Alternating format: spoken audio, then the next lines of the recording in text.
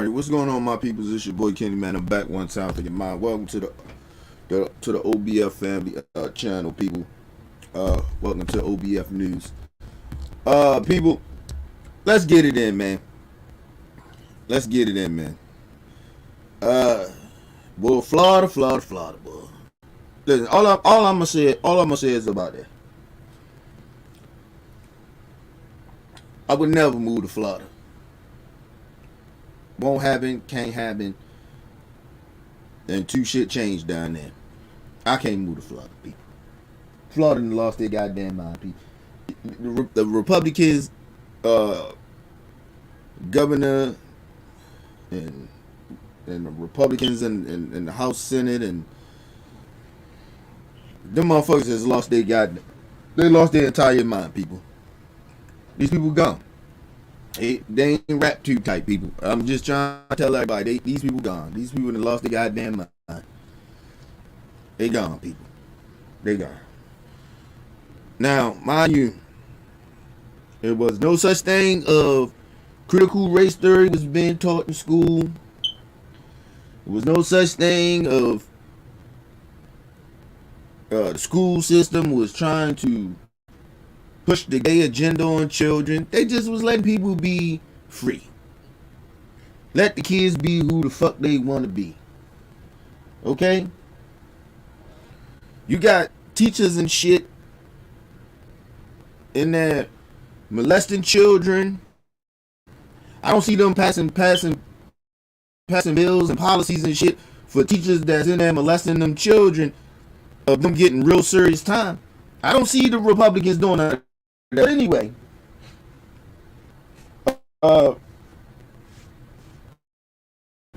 we got teachers in here, administrators and shit, putting their hands on children in these schools. We got administrators covering up rape, molestation in schools. I don't see laws being passed for that. But they came out with the let me see the name of the bill again. Hold on, people. It says the bill is called "Do Not Say Gay Bill." I'm laughing because this is the, believe it or not, this is the stupidest story I ever did in my life. I'm dead serious. But people, listen. We done talked about a lot of stupid shit on this channel. But people, this is one of the stupidest shit I have ever had to talk about, because this is not about this is not something that you have to be intelligent about to know that this is just some bullshit. This is culture war shit. This is red meat to white supremacists and racist people and homophobic people and fucked up religious people. So listen. Let's just get into the story, people. I couldn't believe when I heard about this shit. I've been hearing. I was like, they can't be serious. The past whole "Do Not Say Gay" bill. This is stupid. This is stupid, man. But I'm gonna play this shit with the view on it, man. Let them speak on it, man. Then you know me, I'm gonna jump in and out of it. This is dumb. This is dumb. This is the dumbest shit I've ever heard. Seen in my life. The Republicans, y'all done lost y'all damn mind, man. Y'all are really sick. Something is really wrong with y'all, man. I told you they trying to damage these children, man. I don't even know what the fuck going on, man. Let's just get into it. The Florida Senate is expected to vote today on the so-called "Don't Say Gay" bill that prohibit public schools from teaching about sexual orientation or gender identity to children in kindergarten through third grade. I must point out, before Whoopi Goldberg say this, I just want to say this, people. This is how stupid this is, right? Listen, people, they're not teaching that from first to third grade, people. From kindergarten to third grade, they're not teaching that.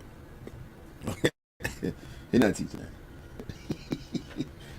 They're not even teaching that.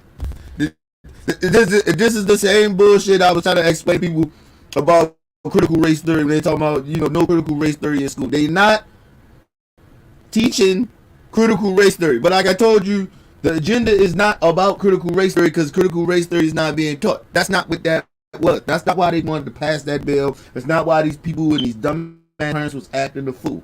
Any of them parents you seen up there acting the fool was a bunch of racists. That's all they were. Okay.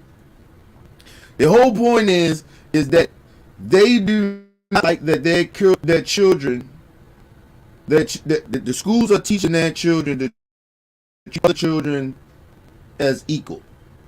So they're mad because the teachers are teaching these kids so they will not grow up to be racist like their parents. That's why they mad. And they want to get rid of black history. That's all it's about, people. Get back to talking about how great white people were and how great their ancestors were, and they wasn't. A lot of them wasn't, people. That's all that was about. That's the only reason they talk about critical race theory. Now, the agenda about the gay shit. The gay shit is that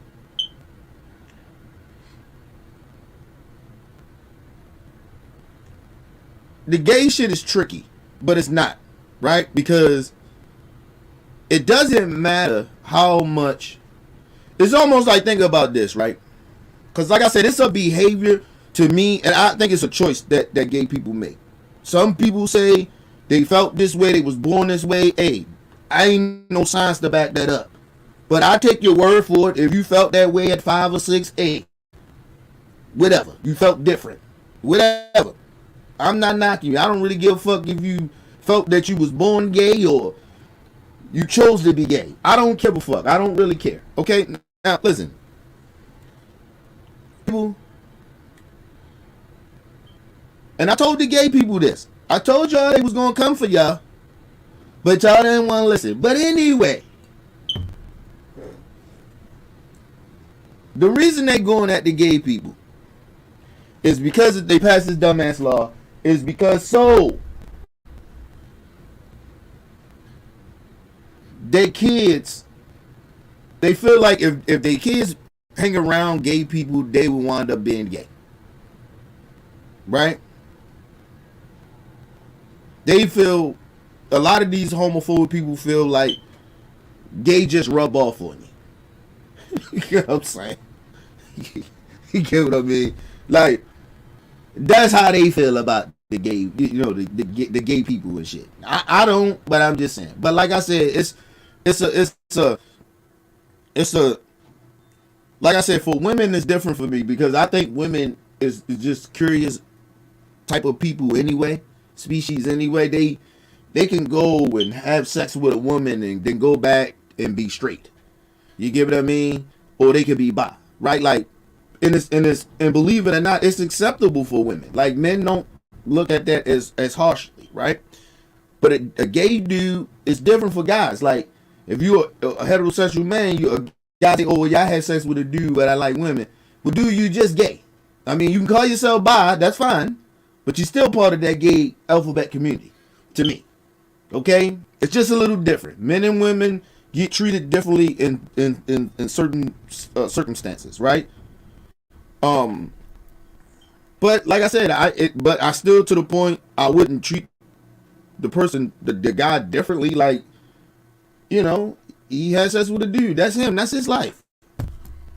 But this is what all this dumbass bill is about. This bill is just about, they feel like they kids, they don't want their kids talking about gay shit. They don't want, they're bad enough the kids got to go to school with gay people. They don't want the teachers be talking to the kids about gay. But listen, but what are you gonna do? Or they got, you know, it's gay teachers out here. They feel like the gay teachers be talking to the kids about being gay, which is not happening.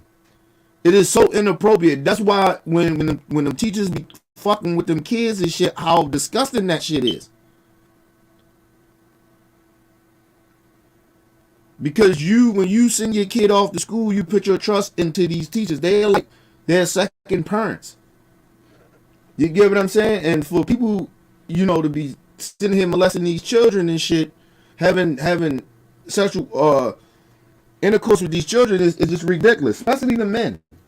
The women is tricky because for me, I just feel like it's still inappropriate. This shouldn't happen, but you know, I just feel like, especially for little boys are a little different than when, like I said, it's a certain type of level of shit, but you know, it's still inappropriate, but and it's still still molesting children.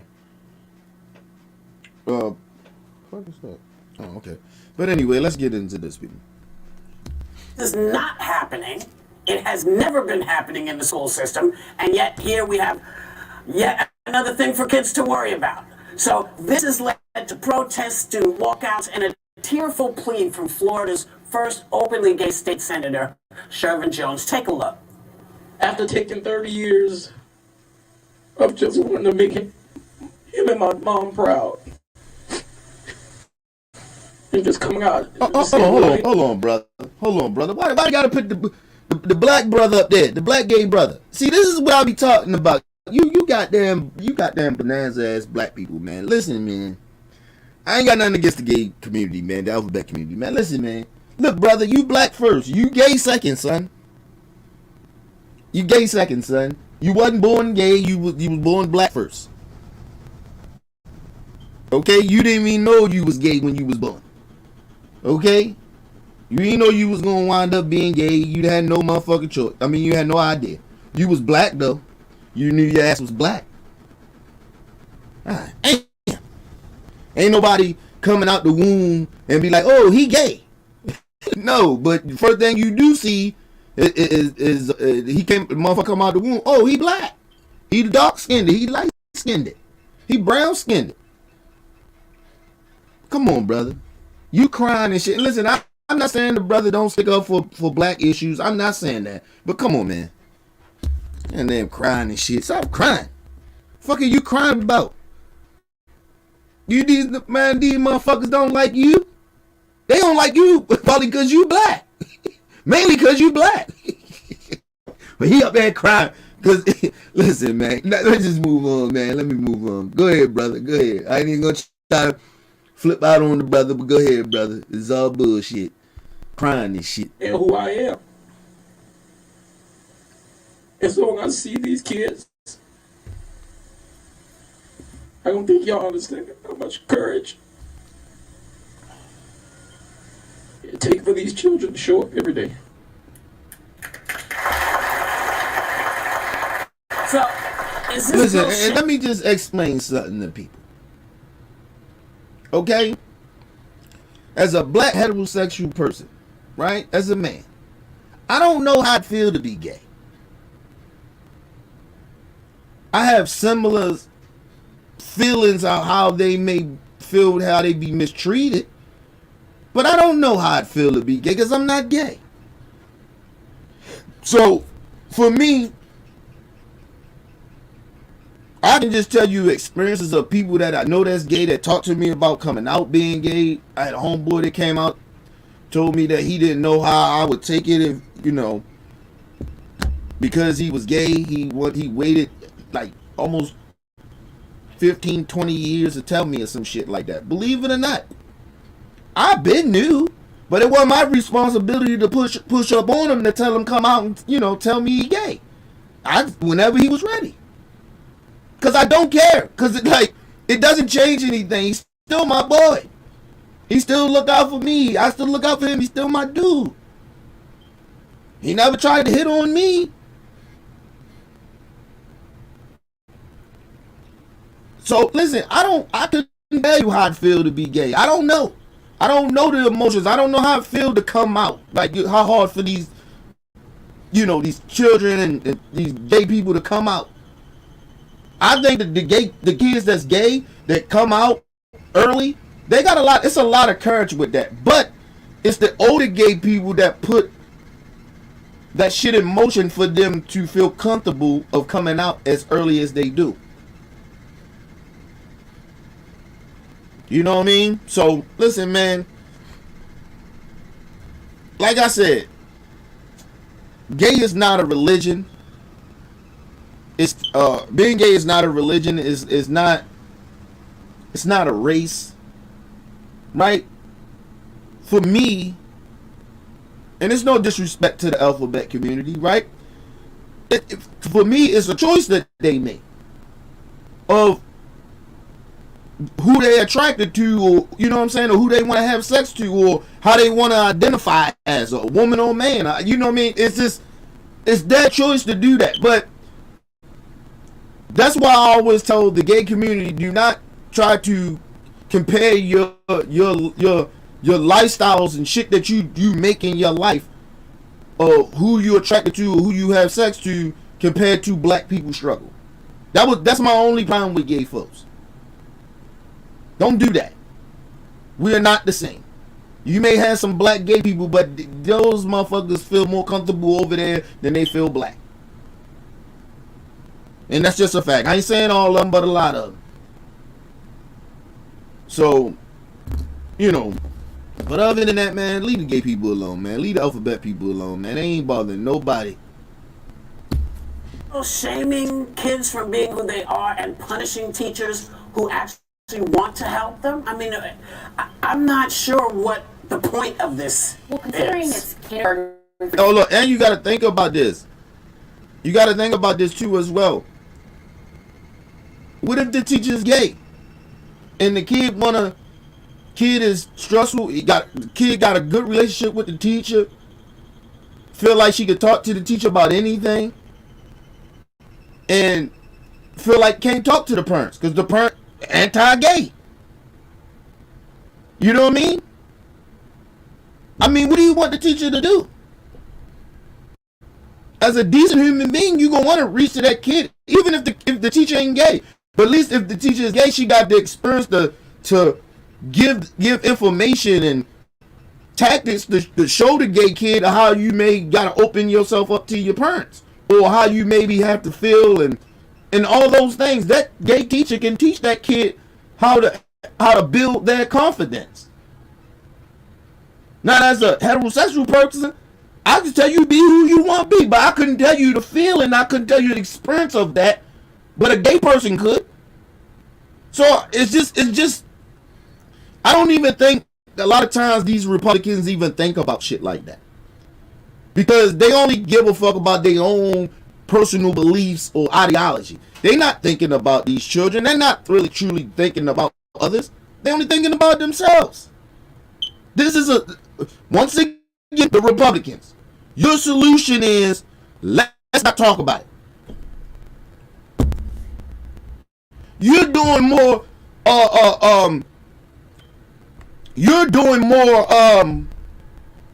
what they call this shit? You're doing more of the cancel culture. You're trying to cancel people from having conversations about life, about beliefs, how they feel. This is cancel culture. I mean, this is another bill of cancel culture.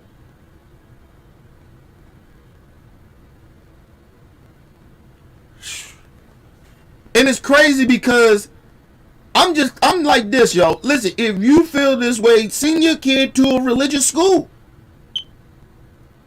Everybody pays taxpayer money. Who the fuck is anybody to be making these rules like this?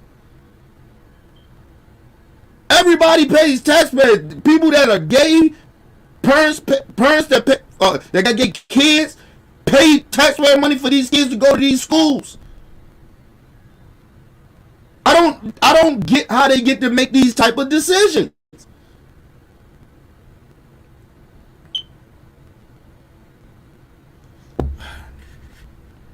They don't give a fuck about these children, man. That's why I say I care about the kids, man. I worry about the kids. I don't worry about adults, man. Especially the older motherfuckers. Like we too old. A lot of us too old to be having these dumbass conversations too. You ain't gotta like something. Don't like it, motherfucker. But is it bothering you? I always keep saying this. Listen, I say this to my coworkers all the time, right? Long as if you don't do your motherfucking job, right, or you do whatever the fuck you do, Lord, I may not like it, but if your shit don't affect what I do,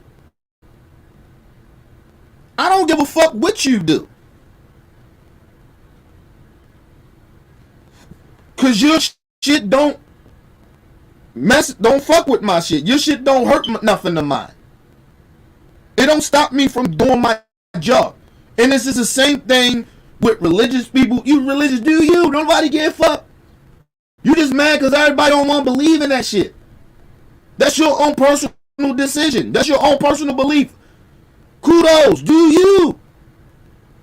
Don't try to make we all gotta feel this way. We all gotta believe in God, or we all gotta believe in your God or your religion. We don't gotta do that. It's the same thing with gay people. Let them be. They're gay. Nobody gives a fuck.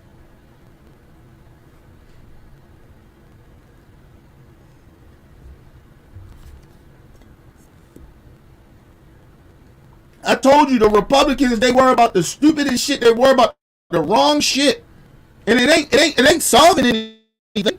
They created this dumbass bill, and it ain't going to solve anything. And still, young kids that's dealing with their sexuality, don't know if they're gay or not, still getting bullied, still being insecure about themselves, still being mistreated at home or in school or in public. This bill doesn't help nothing, people. This is just nonsense. It's stupidity. And this is what the Republican Party came to. They don't have real solutions. This is not even a solution. You're just trying to punish people and silence people. That's all I see when I see this dumbass bill. And then the crazy shit about it, it's not even happening. It's some shit they making up in their head. They making this up in their head. They so goddamn paranoid. This is not even happening. 1 through 3rd grade. They don't even teach sex ed until you get in like middle school or high school. And I don't even know if they teaching that shit anymore. Not in a lot of schools. What the fuck is going? Let's move on. Republicans, you're just dumb. Yeah, a lot of you dumb ass Republicans are dumb. You're just dumb. Through 3rd. The Yeah. bill isn't Goddamn accomplishing conspiracy anything. theorists. But if you look at the language, because I that didn't make sense to Yeah. me, so I looked at the language, and it says in kindergarten through 3rd grade, or, and this is Okay. the important part, in a manner that is not age appropriate or developmentally appropriate for students. So really, that extends. First of all, ain't no kid is fully developed, brain developed. I mean, like, I don't understand. Listen, people. Woo. Oh, we just deal with stupid people. Hating guy. Can't stand when we gotta have these stupid ass conversations, man. Listen, man, the kids brain ain't gonna be fully developed. No human being, brain is going to be fully developed until they're 25 years old. So that means even after they get out of college, they still got like another year for their brain to get fully developed. What the fuck is going on here? You see 20, 19-year-olds making stupid ass mistakes. Because you know why? Because their brain ain't fully developed. They don't comprehend the world. Like, what are we doing here?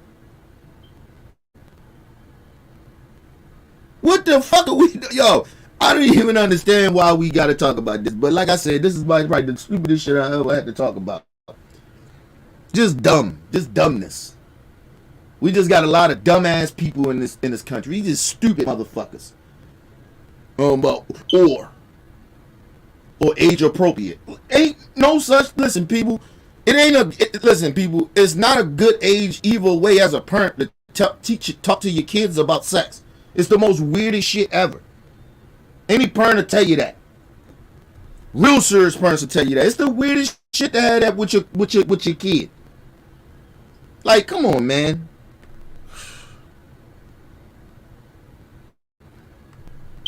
That it's so vague. It is, putting it it focusing extends in to on whatever kindergarten through 3rd is not a time where many of us had sex talk at all, sexuality, sex ed. So it's not solving anything. But what it is doing is creating a veil of shame that already existed in a journey that's been fought for years for people to be their authentic selves. And now you're taking away schools.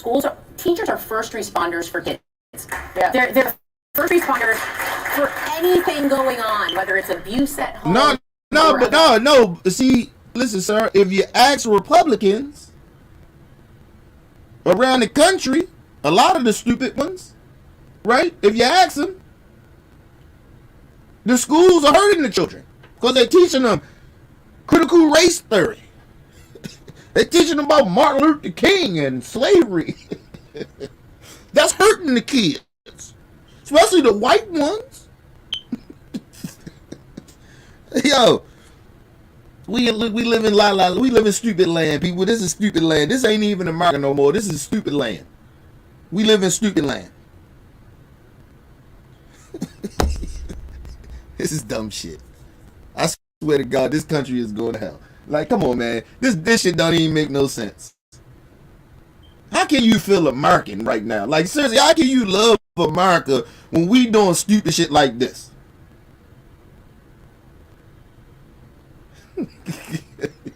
Yo, we got more important shit bills they should be passing in this country, and definitely in Florida, but they passing this dumbass bill. Do not say gay bill. What the fuck? Come on, man. Come on, man. And they intentionally made that title for that bill on purpose. They intentionally did it. They don't want nobody saying nothing about gay. Basically, they the ones trying to censor people. I'm just trying to tell y'all, man. Or otherwise, we have seen kids. I don't know if you ever saw the Gabriel Fernandez story. Yeah. He was brutally tortured. One of the ignorant slurs being thrown at him by his I don't know if it was a stepfather or boy, his mother's boyfriend was, "You're gay." There are people that are so violently unhinged and ignorant that this can be a problem for some people. So you can't take teachers away from these kids because when they are obligated to then out their own children, this is, again, a journey we have not finished yet. People are still ostracized from their families. There are still people that try to pray the gay away. There's a lot of that still going on. So if we start to go backwards in this journey of allowing people to do this, this will be a real problem, especially for kids that young. Because when you come out, a lot of, my brother's gay, and I remember him sharing the story, he started to feel different about the age of 5 or 6. Oh, yeah. So if he had asked a question, not knowing what it was to be gay, but to feel different, he could have been in a situation where he turned to a teacher that had to betray him. And I just think this is going the wrong direction. Well, how about kids who have same-sex parents? Yeah. You know, I mean, if you're the child of a same-sex couple, what you can't talk about your weekend with your folks, all the stuff that you all do. I don't understand the point. I don't understand making kids' lives harder than they need to be. The cruelty is the point, I think. And, you know, you hear that all the time. First of all, listen. I don't know. I don't even understand the agenda of the bill. I mean, I understand the agenda of it, but I don't even understand the purpose of this bill. Because I don't know how you stop a child from talking about something. If they have, unless you're telling the teachers they should just ignore it. I guess the child can get in trouble for talking about gay shit. Like, I just truly don't understand the bill. The bill doesn't make any fucking sense. It's just dumb shit. Do not say gay bill. Like, it doesn't make any sense. What do you don't want them to say gay at all? Nobody's teaching in the curriculum about gay shit. Like, ain't nobody in here like, well, we're gonna talk about gay people today. That's not happening in schools. Like, I don't understand what the fuck is going on here. That's not happening. That's like they talking about like motherfuckers, the teachers say we're gonna talk about critical race theory today. Nobody's talking about that shit. This is all in the imagination of Republican people who have lost their fucking entire marbles. They are gone. They are cuckoo for Cocoa Puffs. Nobody is talking about this shit but them. It's not happening in schools. They're not talking about critical race theory or gay people. They're not talking about none of that shit. I don't understand. Listen, as much as some of you white people want to sit here and try to act like race doesn't exist or gay people don't exist, you are fucking stupid.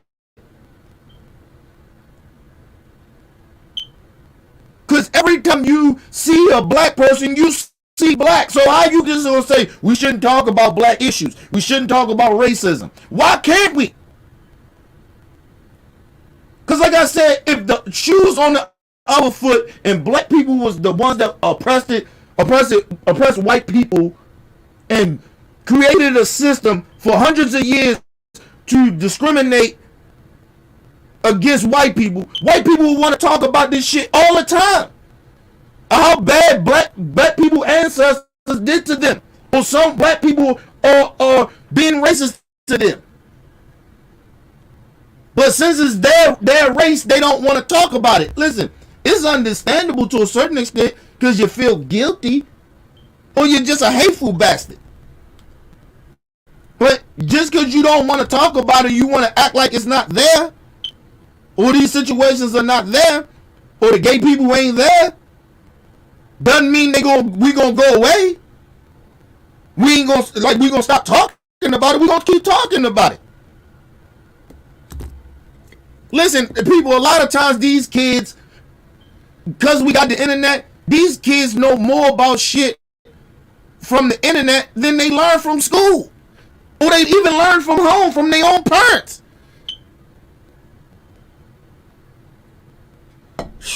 We're just dealing with weirdos, man. I told you this country going to hell, man. I told y'all. I don't feel American. I don't feel America. I can't even respect America. I can't even look. It's like I can't even look at America in the face right now. I'm so ashamed of America. This is just dumb shit, and you're trying to. You keep on acting like you doing something good. You're not. You're actually hurting people. You are intentionally hurting people, or you so dumb you don't even know that you're hurting people with this dumbass ideology or this dumbass outlook that you have. You worrying about everybody else. How about you take a look at your motherfucking self and see what type of person that you are? Reflect on yourself. Why you worrying about everybody else? Worry about your goddamn self. That go to the dumbass racist parents that went up there and talked about critical race theory and was okay with this goddamn what a bill called again? Do not say gay bill again. Fuck all y'all bitches.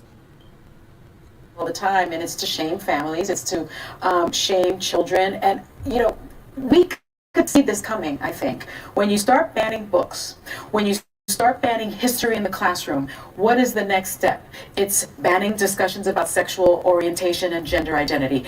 It's then banning discussions about certain religions. We have been on this path, I'm sorry, since your boss former boss took office. He started saying the quiet part out loud. The discrimination became transparent and blatant, and this is the result of it. Well, and this one's personal to me, and you and listen, and don't be shocked. Cause see, the one thing that these stupid motherfuckers really want to do, they want to get back to the good old days. Okay, don't be shocked that they try to pass a bill or pass a law, to where motherfuckers gotta go back to standing up for the pledge of allegiance and shit, and all that dumb, stupid, goofy shit. Don't be surprised one of these states tried, people. And Florida is the one that will kick the door open. Them in Texas. Don't be shocked. Do not be shocked. Florida, y'all gotta get Ron DeSantis and them the fuck up out of there, man. Cause they fucking y'all stayed up. I don't even want to visit Florida, nigga. I'm dead serious about that.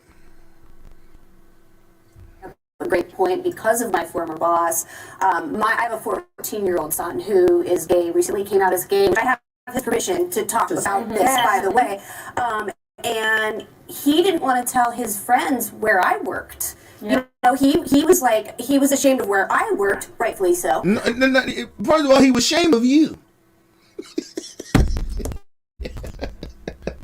All this goddamn plastic surgery in her face.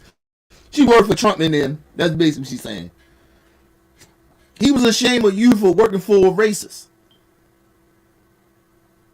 Probably couldn't understand it, people. Then come find out her son finally came out that he gay. People, What is the world coming to? What is this country? Fuck the world. What is this country is coming to? You go work for a disgusting human being like Trump.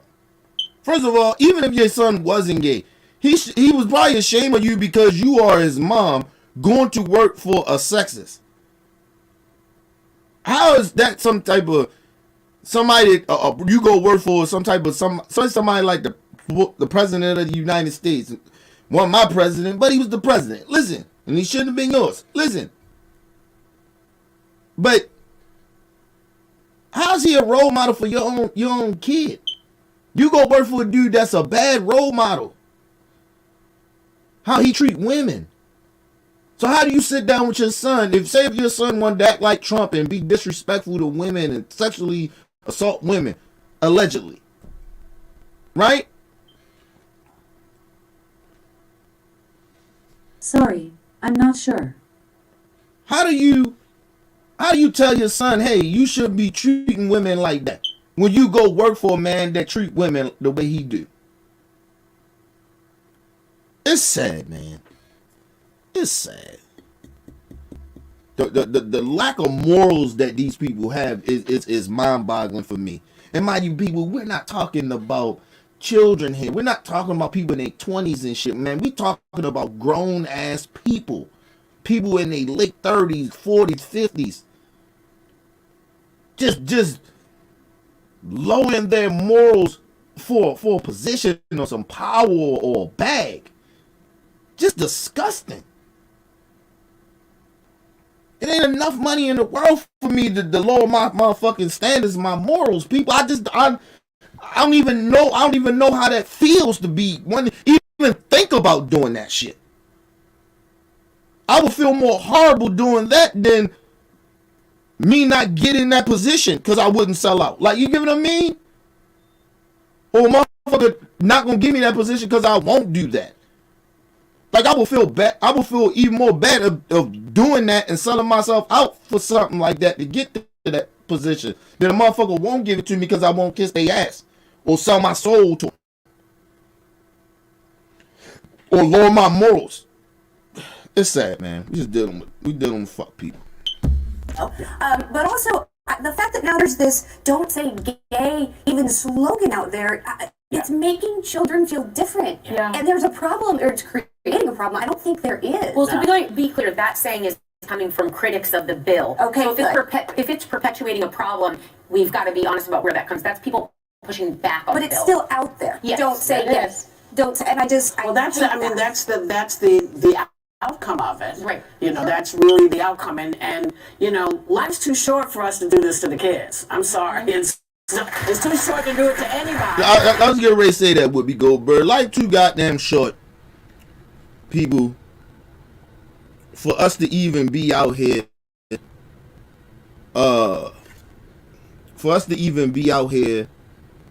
Even doing a lot of the fuck shit that a lot of these people are doing. Life too short, man. We knowing people die every day, man. It's I don't understand, man. I don't understand why human beings act this way. Like we should not be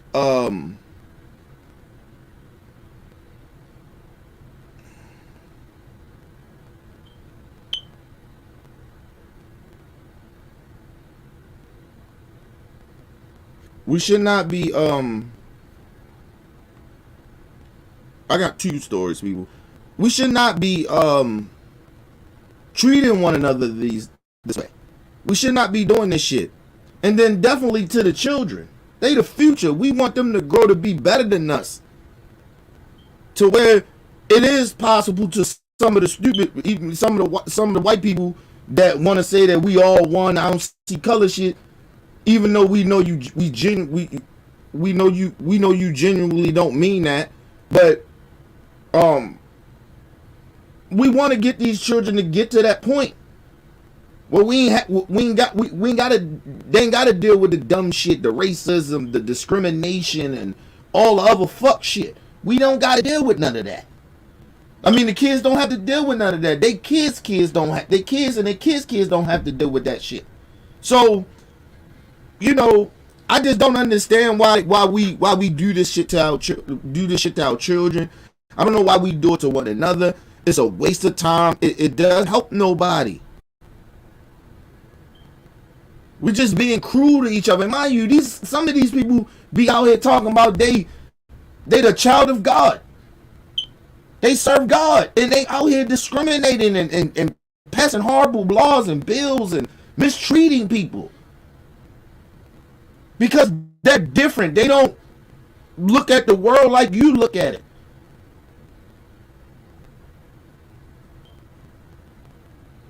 People, you know the fucked up part about it. If we didn't have different people, we wouldn't have technology. We wouldn't grow as people. We wouldn't be better. Generations wouldn't get better. Humans wouldn't get better. Every human generation wouldn't get better, and the future wouldn't. We wouldn't have a future if we just all stayed the same. Life is boring that way. I don't even understand why people want to just be something. Like, listen, people, I love who I am, but I like to explore certain different things when I like, I like to stay in my comfort zone. Don't get me wrong. But I was wild and crazy back in the day, so now I just like to have a routine. I like to stay comfortable. I like to be safe. Because I was being unsafe. I was in unsafe environments and I was doing wild shit. So for me, being kind of standing still and just doing the normal shit and just doing normal shit is enough for me. Where I don't have to have these type of worries. That's exciting for me because I never had that before. But I like to explore other things though. I don't want to be the same person. That's why I'm not religious no more. I don't want to be stuck to something. I never know if I'm gonna like something else.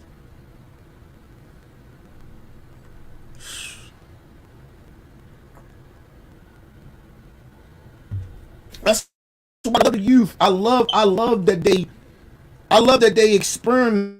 I love that they get out here and they try new shit, they do shit, and they different. Motherfuckers be hating on them, be the young niggas, they wild, they crazy. Hey man, you act like you wasn't like that in your younger days. And maybe you probably wasn't, but you knew motherfuckers like it.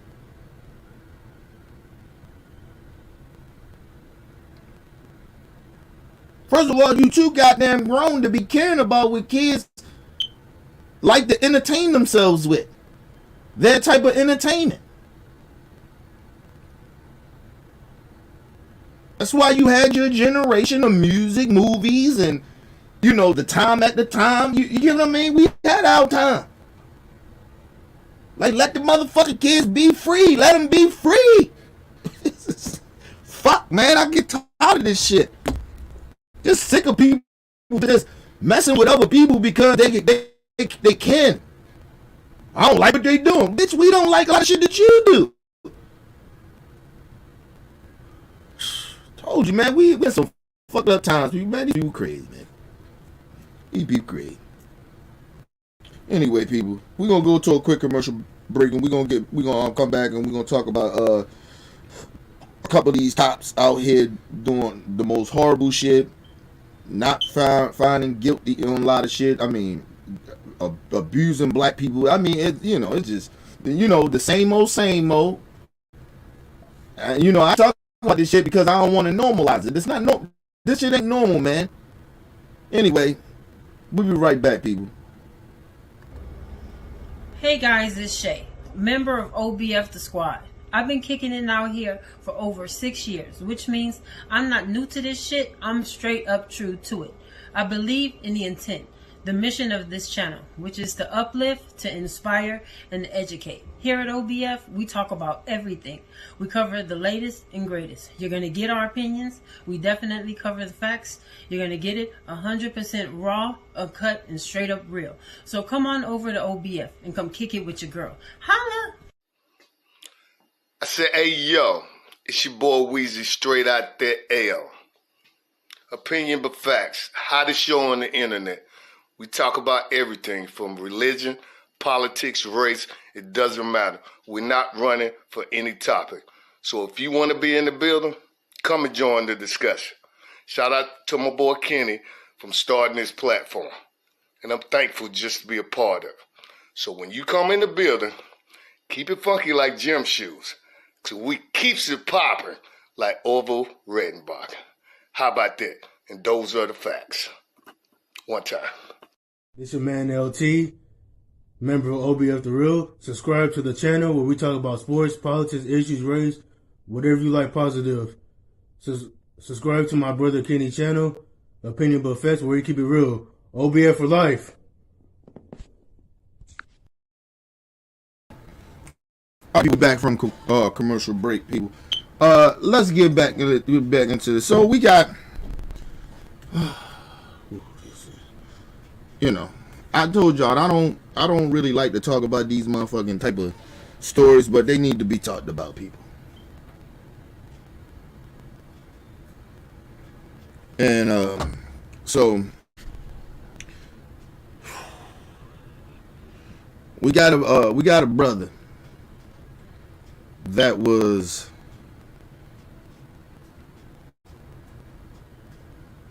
first of all this was in San Francisco, and a woman calls 911, basically not minding her business, calls the police, tell the police that this brother was out here abusing his woman. Okay? And basically, of course, false accusations. Didn't know what the fuck she was talking about. It didn't happen. The brother was innocent. And the police do what normal police do, which is like I said, they number of race soldiers, and they don't come and protect or serve the community. They don't de-escalate situations. They usually escalate the situations. Once again, escalate the situations. Not de-escalate, escalate the situations. Okay, so this is a prime example of it. This is a prime example of how these police officers did not de-escalate a situation. They escalated it. But they want more money. They want more funding. To do what? Let's get into it. Shout out to Dr. Richie for this. He got this story. So shout out to Dr. Richie from Undisputable. I think it's called domestic violence or something, because there's this guy who's beating up on this girl. Yes, he was African American. Did you see if he had any weapons or he was just choking her? I didn't see any weapons, but she was trying to get away. And then he came behind her and said, I think something. Going, I got you now. And then he got her by the waist. He grabbed her by the waist and dragged her the other way. Now, mind you, I'm just going to assume here, because I'm most likely probably right, a white girl. Okay? Now, people, this never happened.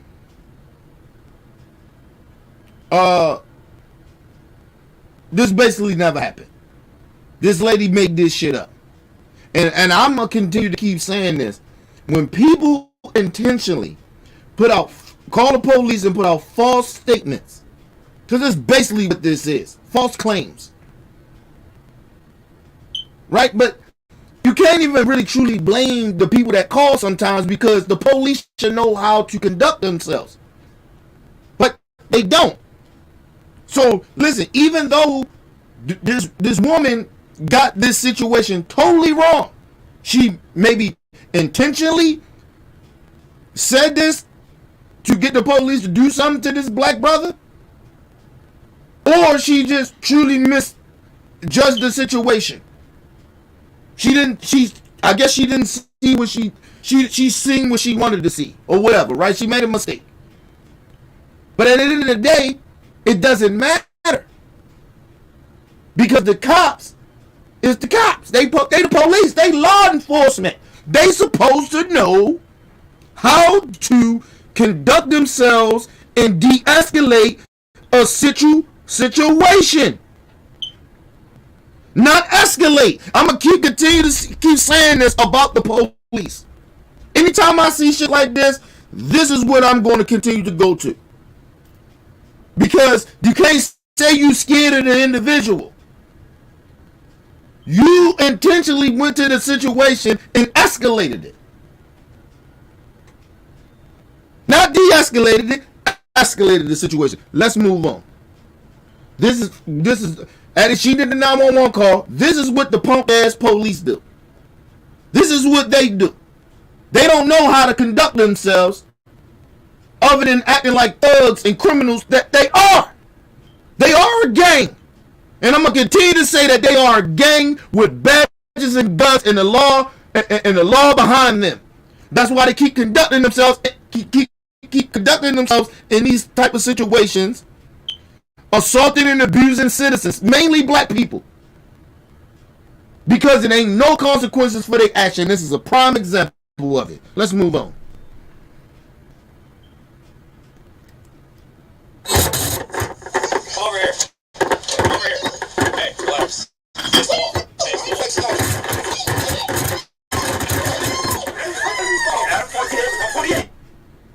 Time out. Right there. Let's break it down. See, because everybody be like, oh, you hate cops. I don't hate cops. I don't hate nobody. So stop saying I hate people, because I don't hate people. I don't hate cops. I don't trust cops. I don't like cops, but I don't hate them. I don't wish no harm on cops. But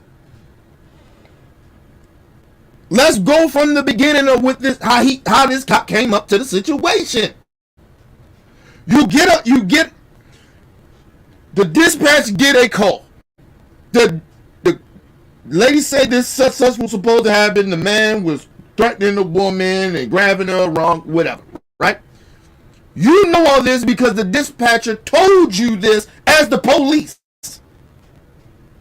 You're the police. You know this before you get on the scene. The first thing you should do, hey, sir, mind you, ain't nothing going on. They just there talking. It ain't nobody yelling, screaming. He ain't grabbing her or nothing like that. Nothing really physical. Nothing going on. You know what the punk ass police do? Because like I said, they do not de-escalate situations. They escalate those situations. This is supposed to be a domestic violence situation. He don't even know for sure that this happened. This is supposed to be, a lot of times police, when they come on the scene, they assuming something. That doesn't mean that it happened. So that means when you assume something, that means you're supposed to investigate. You're supposed to investigate the situation. Not escalate it. Not automatically assume that this man did it. But even if you have that assumption because of what the dispatcher gave you, you had training. You're supposed to know how to handle these situations. So the first thing you're supposed to do, which he didn't do, was go up there and say, hey, excuse me, sir. Can I talk to y'all for a minute? I got a call saying that there's some type of domestic violence situation going on here. Can y'all talk to me to let me know what's going on? Is any of this going on? That's what you're supposed to do. That is exactly what you're supposed to do, my people. Not what this dumbass cop did. You know what he did? Let's listen to it again. Let me let y'all hear it again of what this dumbass cop did.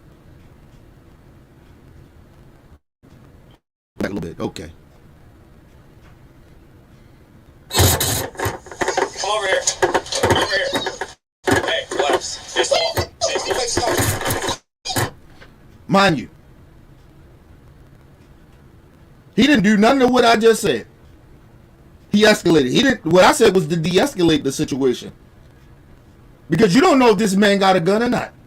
You don't know if the man got a weapon. First thing you do is go there and escalate a situation. Come here. No, I don't gotta fucking come to you. You walking towards me. Why I gotta come to you? The second thing he does, he grabs this man. I don't know what's up with the police thinking that they can grab grown ass people without knowing the story, without knowing what's going on. You just walking up to people grabbing them. If a motherfucking citizen walk up and grab the police, I guarantee they get shot or they get their ass whipped. Listen to the police. We grown ass people out here. Don't walk up and grab me. Don't walk up and grab grown ass adults. I don't give a fuck if they children. You don't go up and grab people. Don't touch people.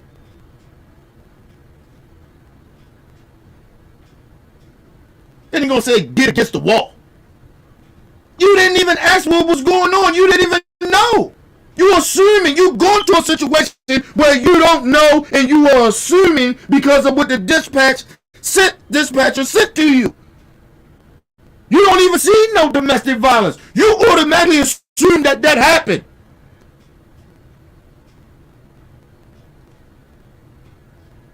Then the woman is telling them, no. What are you doing? And then they wonder why black people don't trust the police and don't like the police. This is a prime example of this. You imagine you's out there with a woman and ain't none of that type of situation that's happening with that woman said happened, and the police just roll up on you and just put you in that demeanor. And then you wonder why black people say fuck the police. You ain't here to protect and serve me. You assuming things about me because I'm black.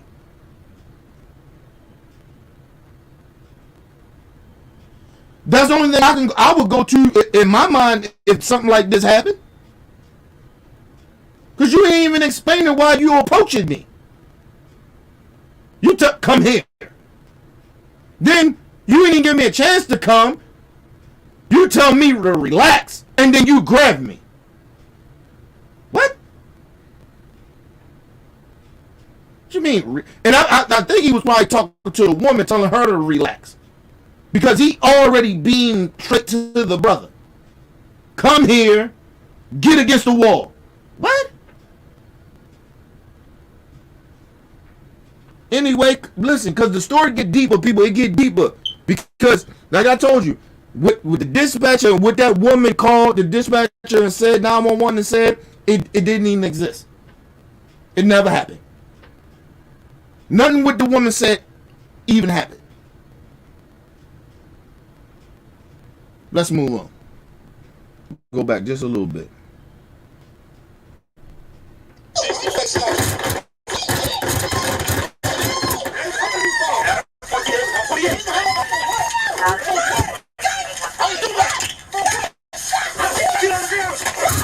Now, mind you, I want people to understand this. If somebody I don't give a fuck if it's the police or not, man. You walk up to me and you grab me in a certain type of demeanor. You gonna, man, what the fuck wrong with you? Why are you grabbing me? And you ain't talking to me, and the shit that you talking to me about is just giving me commands, and I don't know what the fuck is going on. And you just roll up because they never explain themselves, never explain themselves on why they even approached the brother in this couple and this woman. Never explain themselves. They just walk up to him. Come here, relax, get against the wall. What? The fuck is wrong with you, man? You already violate my rights because I don't even know why you rolled up on me. You grabbing this shit? Grabbing me? Listen, if it's stupid people out here that don't understand what is wrong or what this situation, how this situation, what I'm talking about is wrong, if you don't understand that, then something is wrong with you. Something is truly wrong with you mentally. Regular human beings that ain't law enforcement don't roll up on people like that.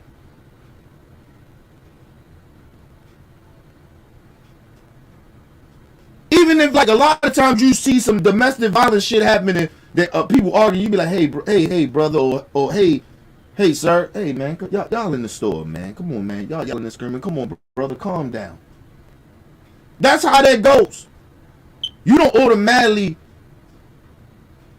just get aggressive with the dude.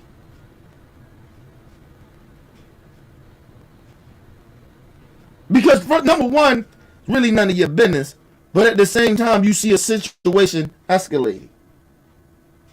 So you're trying to help de-escalate the situation. Like, hey, come on, y'all. Y'all in public. Listen, people, I've been in plenty of those situations. But the police act like they supposed to have all this training, all this experience, and they still don't know how to go to these situations and de-escalate situations. Man, please. Let's move on, man.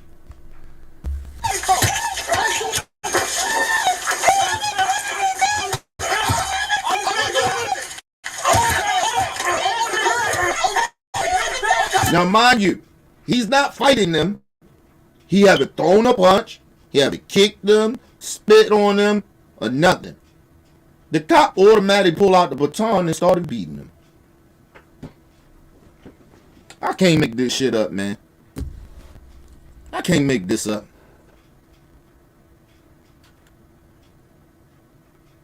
You beat him because you approached him by not explaining why you even approached him.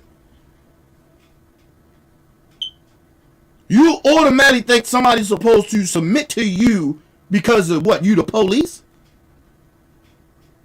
You don't have the right to just approach me and not explain to me what the fuck did I do wrong. You already violating my rights. But they don't give a fuck about your rights. It's about, I'm the police. Do what the fuck I tell you to do. I'm gonna beat you. I'm gonna beat the fuck out you. And exactly what they did to this brother. They beat him. Motherfucker pulled the baton out and beat the fuck out this man. He didn't fight back.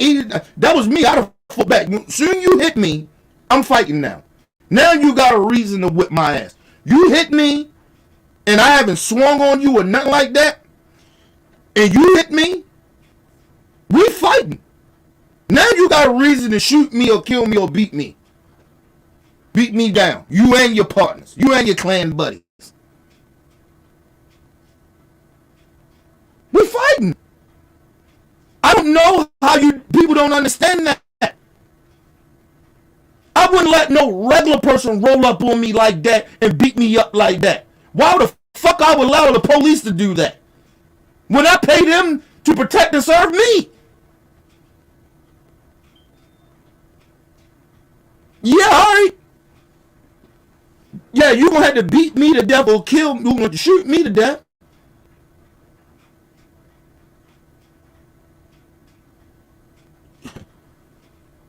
You ain't just gonna violate me like that. I'm not just gonna stand there and let you punch and hit and kick me and beat me with batons and shit. We fighting. Soon you hit me, we fighting. Fuck out of here, man. I don't even know where niggas do that at.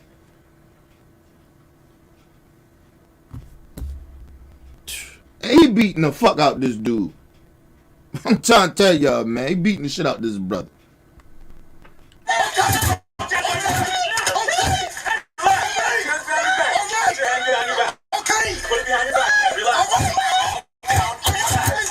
Now, mind you, if somebody's hitting you, how would you? I don't even understand. I never understood this.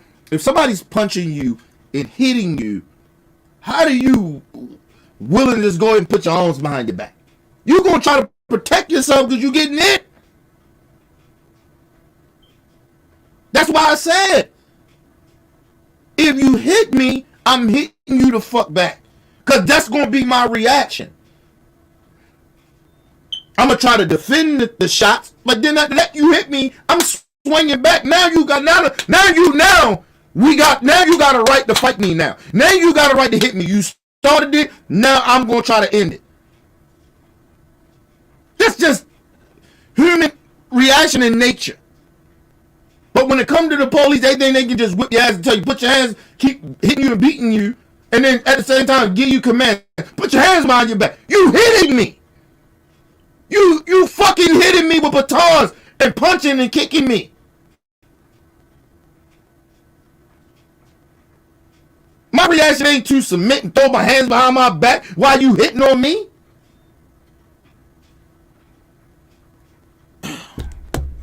I don't even know where they do that at. This shit is just some weirdo shit that I don't understand why black people continue to keep allowing these motherfuckers to do that.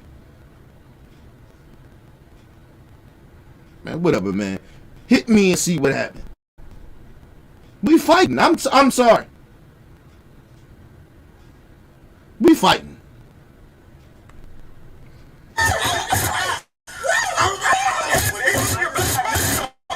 I'm not doing nothing. I'm not moving.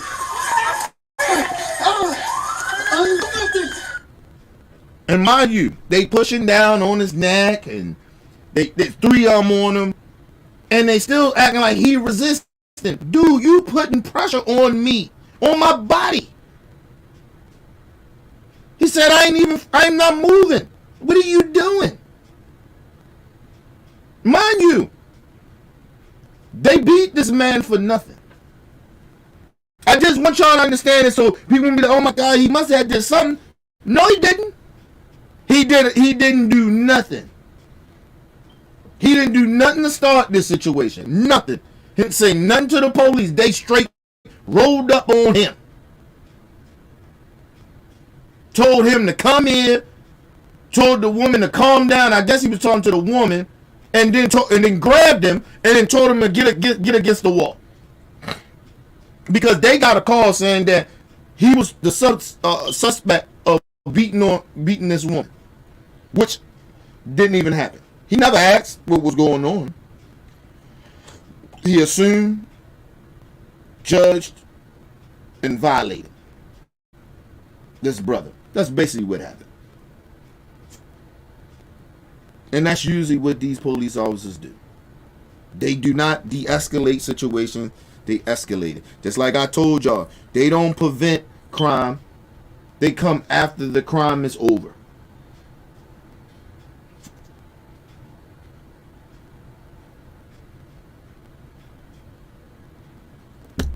This shit is sad, man.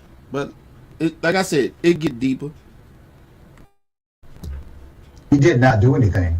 That 911 caller was wrong. He was actually consoling his woman because someone had stole a personal item from her. Put up a picture of Mr. Now, mind you, I told y'all, that lady most likely intentionally lied because where they was in a, you can say, a white social atmosphere, because they was at a wine tasting event. Black people don't usually go to shit like that. We just don't. But some of us do now. And so, especially when you with your woman, you trying to romance or trying to do something different. You get what I mean? You got a little extra cash, because you might have did everything else. Like, hey, what you think about this going to a wine tasting? Like, let's go to some wine tasting. Like, do something different. Or your woman could have said it to you and was like, baby, come on, let's go to a wine tasting. Let's do something different. You didn't think you're going to get your ass beat by the police? But most likely he was in one of them uppity areas and shit where white people be, and they ain't used to seeing niggers. Telling y'all. And you know how when it's one thing about black people. When we get upset about something, we're a little animated. We're a little our level of being upset is different. Our words different. Our body language is different. You get what I'm saying? So they were just at a wine tasting event, right? And the sister, an item, maybe a cell phone or wallet or something maybe have got stolen. And she was upset about that. And so the brother was trying to calm her. Because it's this woman. Baby, come on now. Look, calm down, baby. I get it. I understand it. And because you can't prove who stole it. A lot of the times. Sometimes shit just happen. If something gets stolen, you can't prove who took it or where it happened. You just know it's gone. Or you could have just lost it. You never know. So he didn't know. He just trying to calm her. That's this woman. So somehow this white woman, most likely, right? And I believe she white. I put a paycheck on that this lady was white. That called 911. Basically assumed or lied and said this man was being aggressive and violent with this sister, which wasn't true. He was trying to console her.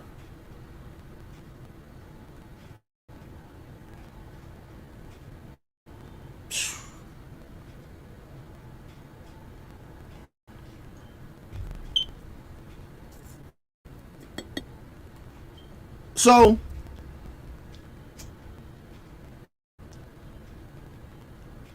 nothing of what that lady said was actually true. He was trying to console his woman. And these police officers, this police officer automatically assumed because of what that dispatcher said, didn't come and try to de-escalate the situation, escalated it, and assumed that this brother did that shit. Because that's how he approached it. He didn't come to try to investigate the situation. He didn't come try to figure out what was going on. He just assumed that this brother actually did it the way he approached the situation and approached this brother. This couple, you might as well say. Listen, man, you'll see me and my wife, we probably both be hurt or dead. The police officers ain't beating me up in front of my wife. I guarantee you that. My wife fighting them. And it's vice versa. I wish a motherfucking police would put their hands on my motherfucking wife. We would have a fucking problem. That's how we do, nigga. Bonnie and Clyde. That's how we ride. Fuck out of here. Anyway, let's move on. I'm different. Me and my wife, we different. We move different. I don't understand that. Yeah, my wife better not sit there and allow no police beat my ass. Shit. Mr. Dakari Spires. Listen, unless my daughter is there, then I don't understand that, cause she got to protect my daughter. Other than that, my wife better ride. Shit.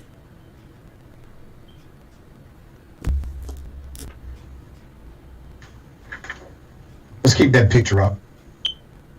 A San Francisco jury handed down a not guilty verdict on a police officer accused. I want to stop it right there. Yeah. And this brother ain't a small brother. He a nice sized brother. They beat the fuck out of him. It looked like his wrists broke. They broke his leg. And it probably all types of other injuries is fucked up on him. They fucked him up. This police fucked him up.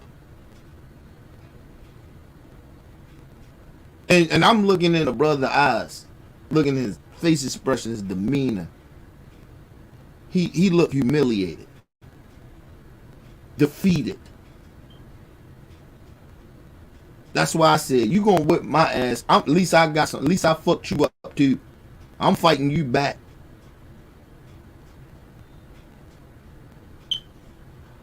Fuck that shit. I don't even want to have that face expression. I just want to. If I'm gonna have that face, I ain't gonna have that face. I ain't gonna have that face. So I'm gonna have a pain, like I'm in pain expression. But I ain't gonna be having that defeat because I know I fought the fuck back. You just ain't gonna whip my ass. Fuck that. Not without me fighting back. Accused of excessive force in the beating of a black man on Fisherman's Wharf more than 3 years ago. Dakari Spires has spent the evening with his fiancée and family at a wine tasting before he was brutally assaulted. Spires was beaten by an officer. His name is Stengel. Let's put up Officer Stengel. Now, let me explain something to you. And I'm going to say this to the jury. You're scumbags. You are a piece of shit. There's no way impossible that you watched that video and you didn't find that motherfucker white supremacist right here. Because he was white, the officer white, of course.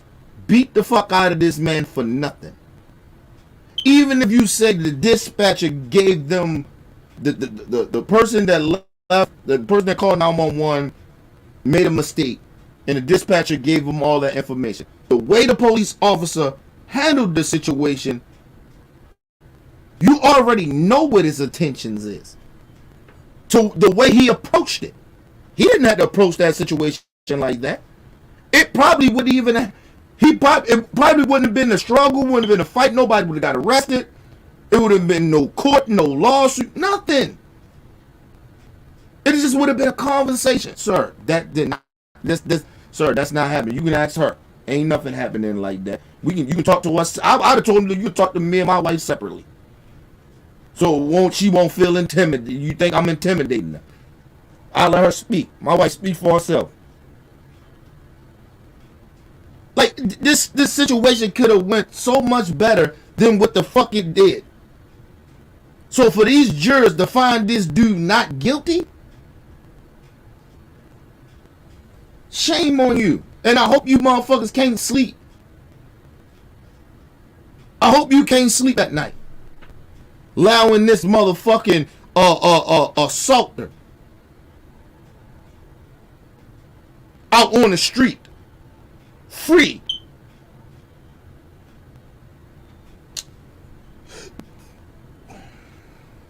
Stengel. Officer Stengel left Mr. Spires wheelchair bound. According to his attorneys, he still walks funny and has not been able to return. Because they beat him with a motherfucking metal billy club. It wasn't even wood, nigga. They got the metal shit. They fucking them up with the metal shit. Like I told you, he was in a wheelchair, but I just seen his leg was fucked up in his wrist. Left wrist. And he had a couple of big band-aids on both knees. But just imagine some of the injuries. They probably broke ribs and all types of shit. They fucked him up. You see the shadow in the fucking body cam of the motherfucker doing this in the video. Hitting him.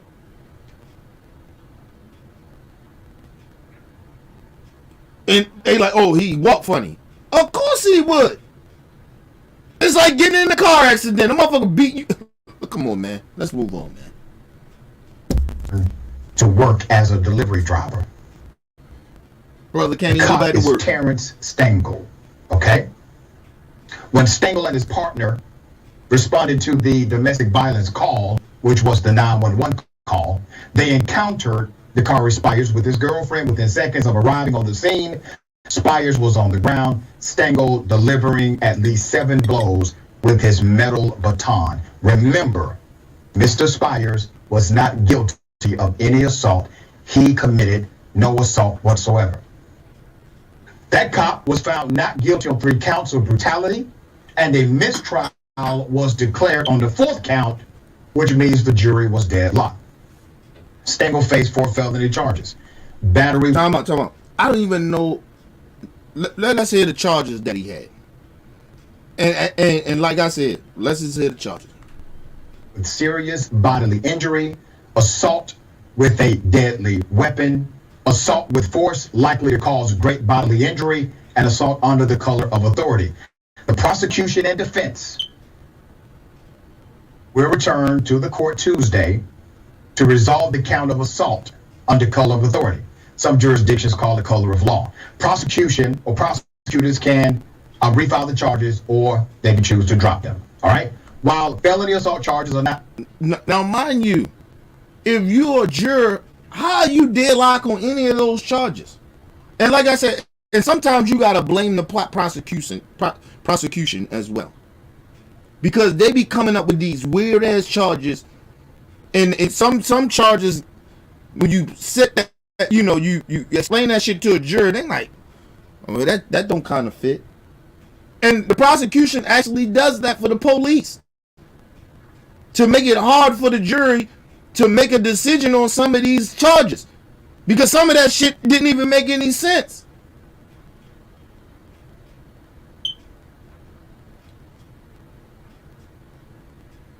But even if it didn't make no sense, he assaulted and abused that man for nothing. That's like somebody, just say he ain't had no badge or no gun. That's like a random person just walking up to this brother and beating the fuck out of him, and then his buddies come and they assault him. They going to jail.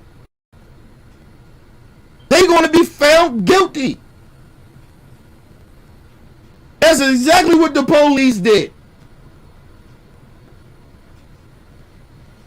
Let's move on, man.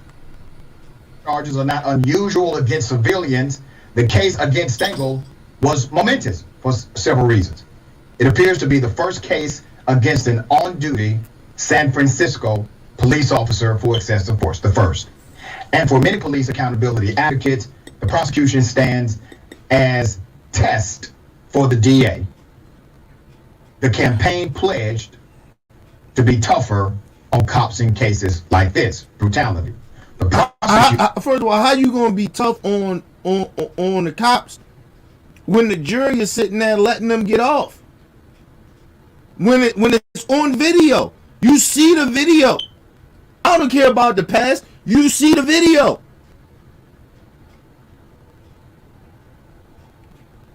And when people, even with this case, people say, well, what was his intention? His intention, I gave you different scenarios of how this cop, as far as his training, what he's supposed to did because he's been taught this by being an officer, how to approach this situation.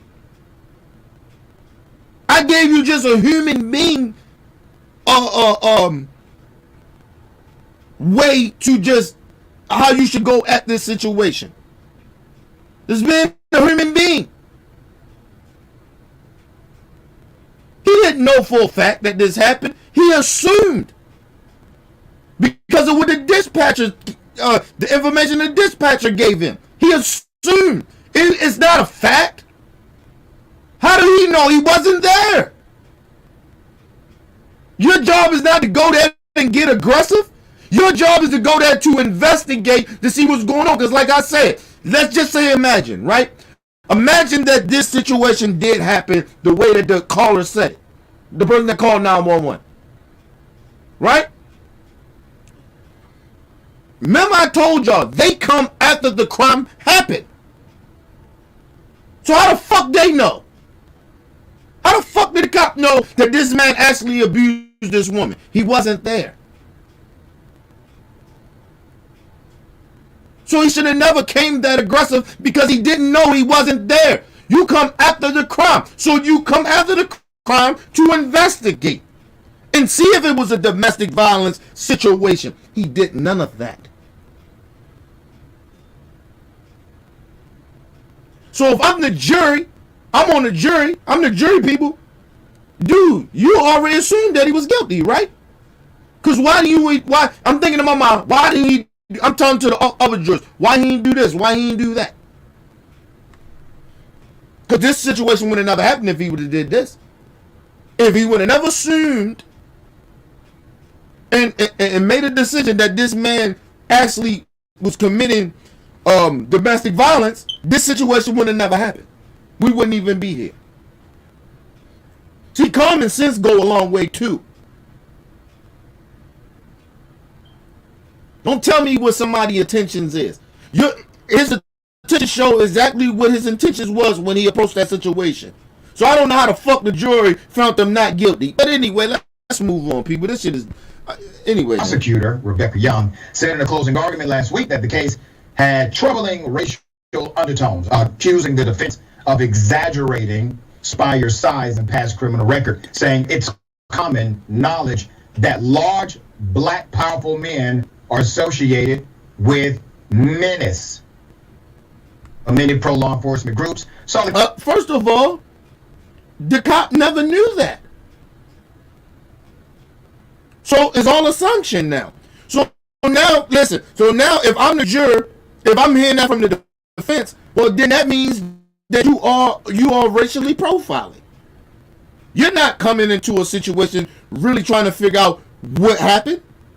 You assume, because of maybe other cases or with certain data, you assume that all black people are like that. So yeah, it got some racial undertone. But let's put the racial shit to the side. But just because the defense said that, then now I know what you think. I knew what your intentions was when you first came and approached this brother. If I'm the juror,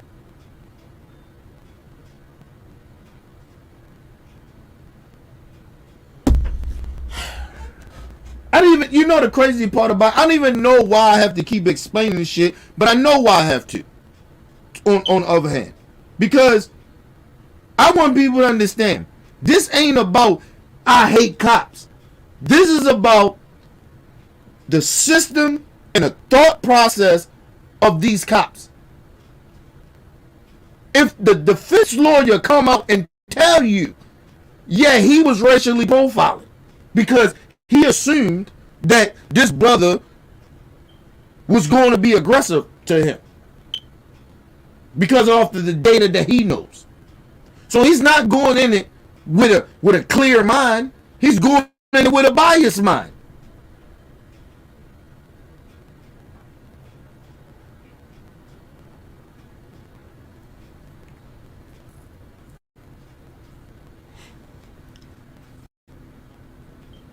Let me explain something to you people. If these police officers is about 6'2", and they run into a motherfucking black dude that's about 6'7", they not really approaching him by themselves really like that. They not gonna be that aggressive, because if that's the case, if that's their mind state, they gonna automatically pull their gun out.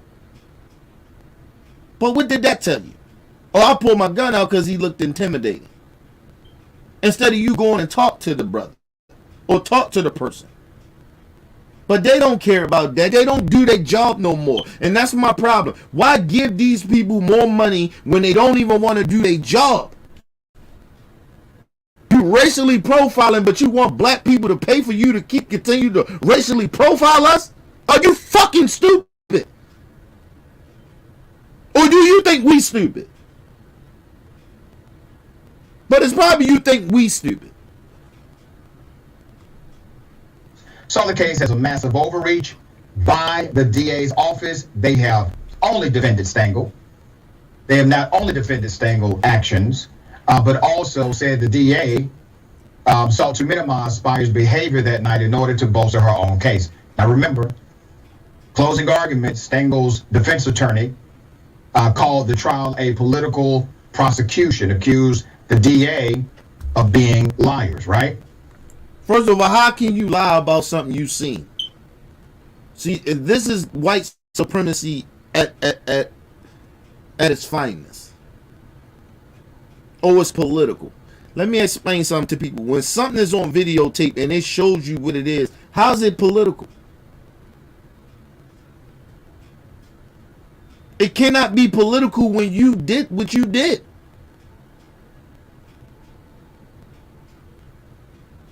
Listen, people go to jail every day for making bad judgments. If you want to assume that this cop made bad judgment of how he handled this situation, fine. But it's people that go to jail every day and get years for making bad judgment and making bad decisions. That's just a fact. Shit, fuck it. We lock children up for making bad decisions, and we know their brain ain't even fully developed. But the police, we got to give them up. They the police. Man, please stop, man. Anybody still out here defending the police, you should be ashamed of yourself. Even if you were supposed to be the so-called good cop, if you out here defending this shit, shame on you. And if you ain't speaking, you ain't gonna come out and say you defending it.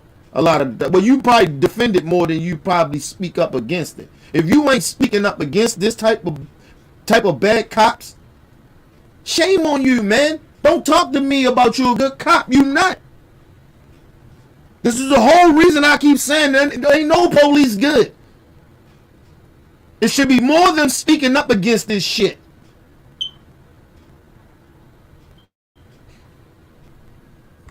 But they don't. They stay quiet. They shut the fuck up because they scared of these rogue cops.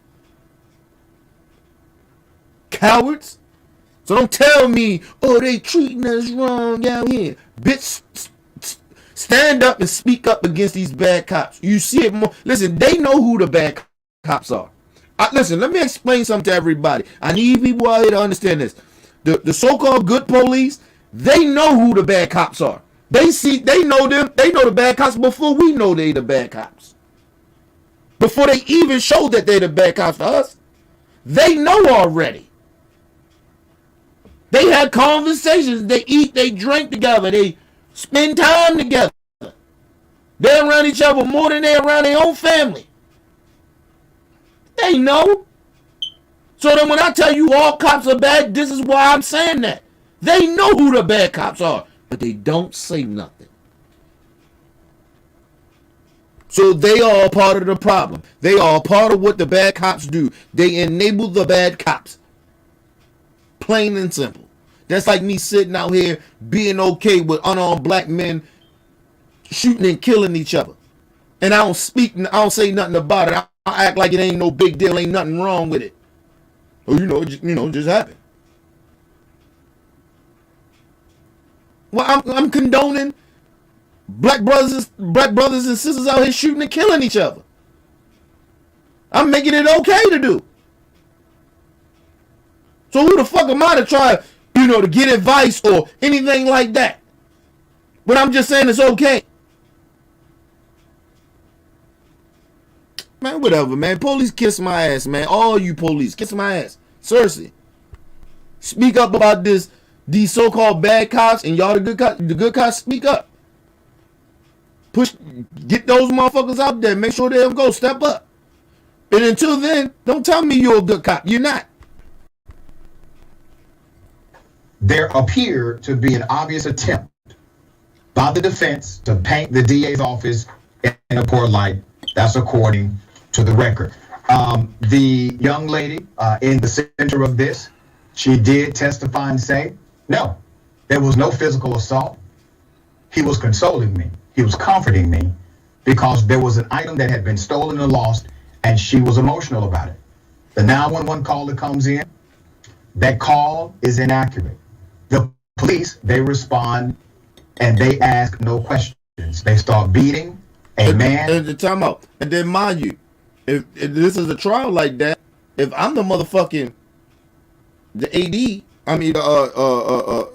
district attorney, the prosecutor, I'm calling that 911 caller up. I'm subpoenaing that bitch to come on the stand. Tell me what the fuck you seen. But we had a witness say that ain't happened. How did you see this? Like, this is what I'm saying. Listen, when we say as black people that it's a risk, we afraid when we leave our house. This is a prime example of that. This brother did not think, to a certain extent, right, that he taking this woman. They probably been planning this. Take his woman on a nice romantic night out to a wine tasting thing. He didn't think that he was going to get the police called on him. And somebody saying that he abused his woman. And then the police come and they get aggressive with him. Don't ask him no questions really. They just start whipping his ass. Start getting aggressive with him. He didn't think this. So when black people tell you, the white folks that act like y'all don't understand what we talk about, y'all not fearing that. But the Candace Owens, the Buck Dancers, I know who y'all are. Listen, y'all know who y'all are. Listen, this is our fear. as black, especially as black men. This is our fear. This is our number one fear. And it ain't just we fear the police. It's just that we fear not coming back home to our family. Especially brothers that take care of their kids, and you know what I mean, and take care of their women and take care of their wives. We doing the right thing. We ain't out here committing crimes and shit. And even if we wasn't doing the right thing, it still don't give a right for the police to kill unarmed black people. Black men. Abuse us, beat us down. Take a little bit of our dignity away. That shit ain't cool. Don't tell us that we over-exaggerating, we imagining this shit. We not. That's how I feel. How the fuck you tell me how I feel when I leave my house? How the fuck you tell a black man how they feel when they leave their house? Every time I leave my house, my daughter and my wife tell me, bye-bye, daddy, bye-bye, baby. I see you later. I love you. Love you too. Love you, boo-boo. Bye-bye, bye. And you know why we do that? Because it ain't it ain't guaranteed when I leave my house that I'm coming back. I'm assuming I'm gonna come back. They assuming I'm gonna come back. My daughter probably don't know that. She might let daddy come back later, but because she's 6. Don't tell black people our fears when we leave, black men when we leave our motherfucking house with our motherfucking wives and our kids. Don't tell us that how we feel or we over-exaggerate. We ain't over-exaggerating. Listen, let me explain something to you, because I don't live a lifestyle of street shit, thug shit, gangster shit. Okay? My number one threat when I leave my house is cops. That's a fact. You can say I'm lying. You can say, you over-exaggerate. You can say whatever the fuck you want. I don't fear no street niggas. Listen, first of all, nigga, I probably can negotiate with more street niggas than I can negotiate with some fucking police. Without negotiating with them as far as not hurting me. I got love for my brothers and sisters, even if they out there doing that fuck shit, because I want them to do better. So I ain't got no hate in my heart. I ain't approaching those young brothers like that.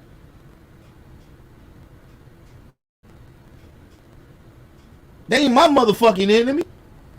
How the fuck they my enemy? I ain't part of that lifestyle. So how the fuck they my enemy? But I'm in a lifestyle of living right. But the motherfuckers that's supposed to be protecting and serving me make me feel like they're a threat to me. Then the gangbanger, then the street nigga.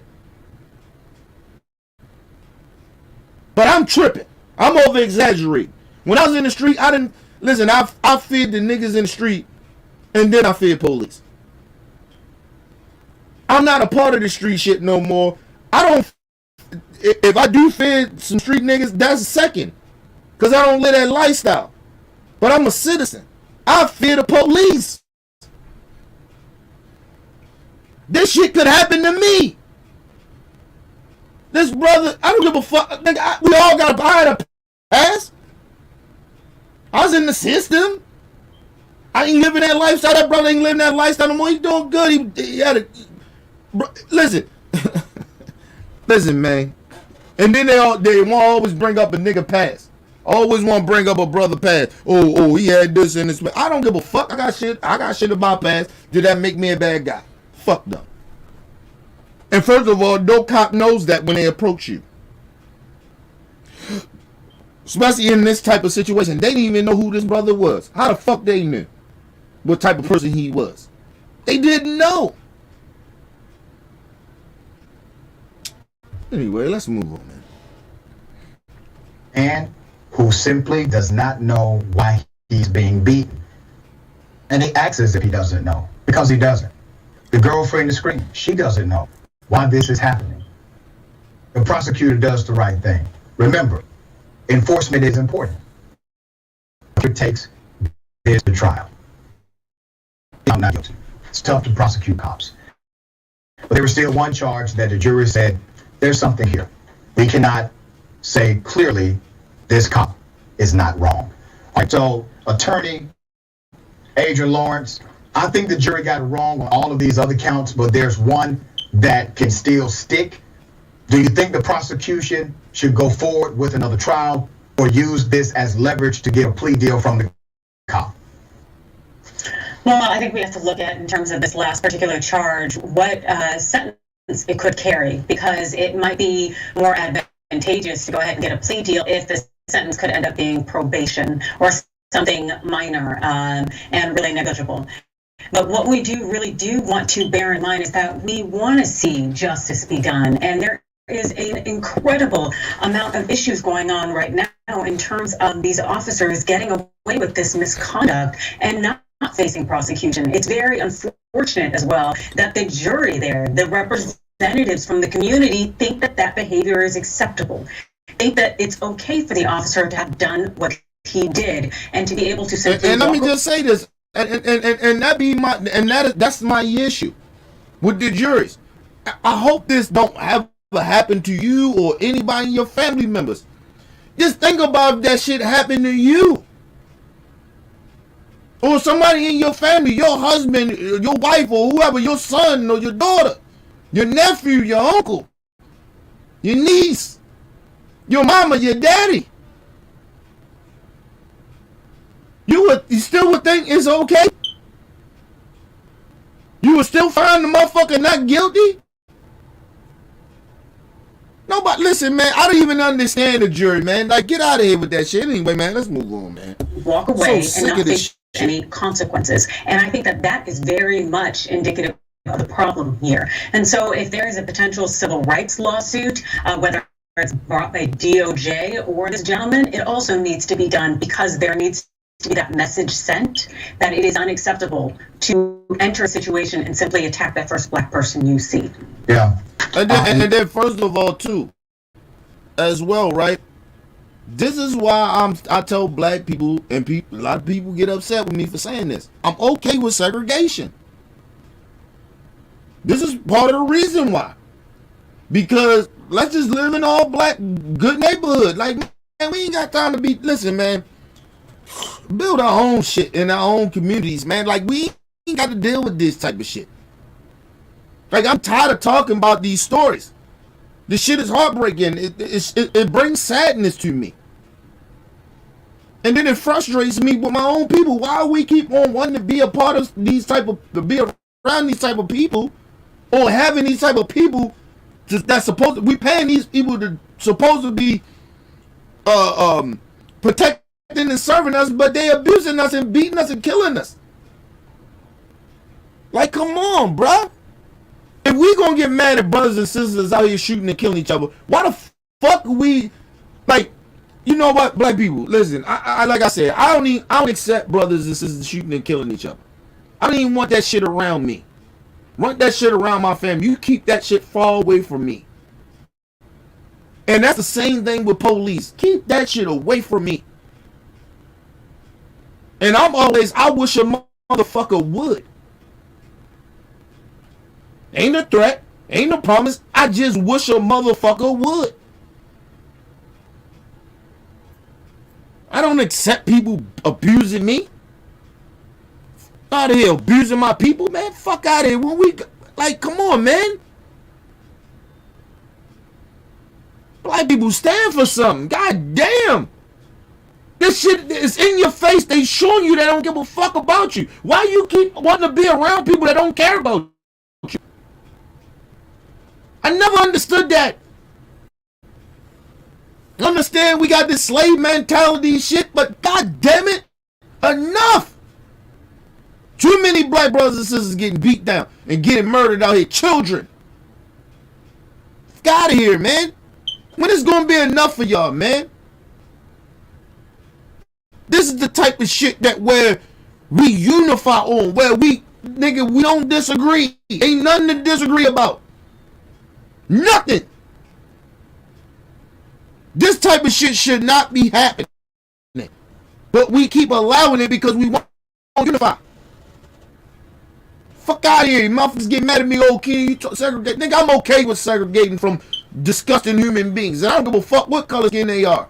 They could be some black nigga. Get the fuck out of here. You ain't trying to help the community. You ain't trying to help the people. Get the fuck out of here. And that goes with police officers, white supremacists, other nationality of people, other races of people. I don't give a fuck. We built the motherfucking country. Our ancestors, we all helped we built this country, and we still the ones on the long pole, totem pole. We still being mistreated to this day. And motherfuckers out here acting like everything's okay. Well, we progressing. How?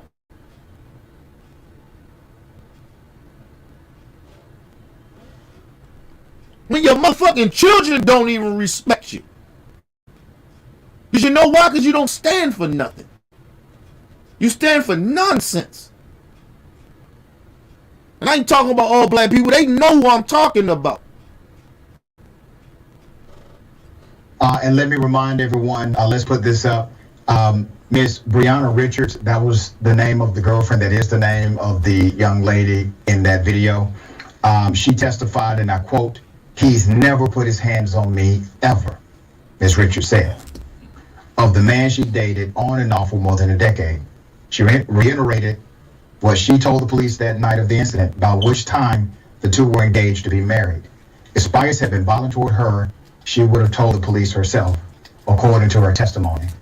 She was just as shocked as everybody else when they saw this video. Mind you, imagine. See, and this is the thing that I don't think that a lot of times people understand. As a man, just put the black shit to the side for a minute. You're getting the shit beat out of you for nothing in front of your woman. The embarrassment, the shame that you have. That's like you, like, imagine you fight a motherfucker and woman and you get your ass whipped. Like, come on, bro. You're gonna be like, that shit gonna always be in your head. Your woman, you gonna feel that your woman, and it might be just be in your psyche, but you gonna feel that your woman don't have no respect for you no more. It fucks with your psyche. It fucks with your emotion. It fucks with your manhood. It fucks with your confidence. Your woman just watch you get your ass beat. And imagine what that does to your woman, though. She watched her strong black brother get his ass beat. How helpless she felt. How that fucked her up psychologically. That's why I said, listen, I'd rather get my ass beat in front of my woman, but at least I know I fought back. Because, nigga, it ain't guaranteed you gonna win all fights. There's always somebody out there bigger and badder than you. I always just tell people, as a man, the only thing you can do is don't get punked in front of your woman. That's about it. But you gonna get, it is very possible you can get your ass whooped in front of your woman. Because you can't beat everybody. There's always somebody out there to whip your ass. I don't give a fuck how tough and how big you think you are. There's always a motherfucker out there that can whip your ass. Anyway, let's move on. And when it happened, the young man was responding in shock of what was going down. All right.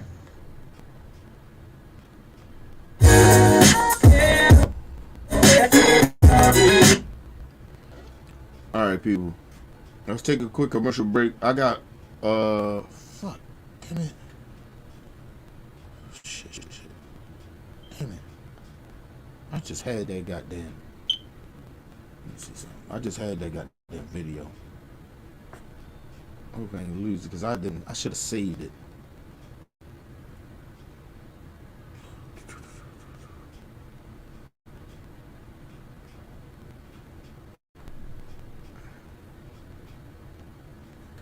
Damn it.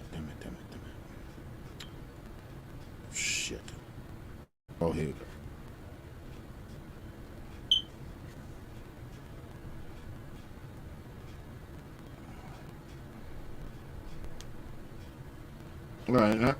All right, I found the video. We're gonna take a quick commercial break, people. We right back.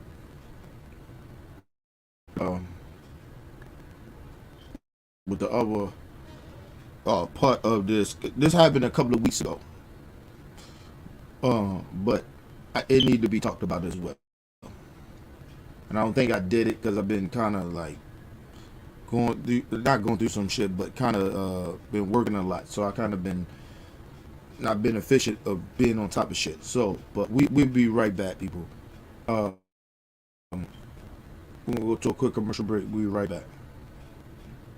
It's your boy Nick Martin, OBF squad member. Man, we keep it all the way 100 or even $1,000,000%. I've been in the squad for a very long time, and let me tell you, this is the truth right here. If you want realness, content right here, go to Opinion Buff X, the realest channel ever. We talk about politics, sports, and the whole 9 yards. Get involved, stay in tune. This is OBF squad right here. Opinion Buff X, the realest. OBF means the word to me. It has changed my life ever since I've been rocking with the show years ago. OBF means the word to me, and it is my family. And I love being a part of the squad. We stand for morals. OBF for life. Peace and love to the world. Hey, this is your girl T Baby. The reason why OBF Real is the realest show out of all channels. I shouldn't say all channels, but the reason why we the realest, because we speak how we feel, we tell like it is, we don't do no sugarcoating. And the reason why I love the FBO family, because we could sit there, we could talk it out. Yes, we'll get to arguing and all that, but we get shit off our chest, and we all about principles, and we all about our morals. OBF family for life. All right, people, we back from commercial break. Let's get into this real quick. A little late. But this shit amps me up because I'll be pissed and I'll be fucking upset about this shit. But we got another one, people. No young brother. Police strangled a brother to death.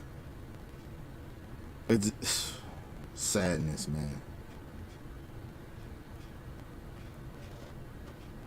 Cops with Confederate helmets choked to death a black teenager. Yeah. Let's go to the video.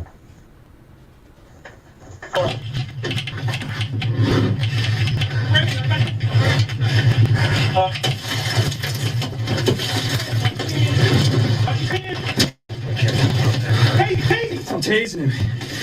Taser.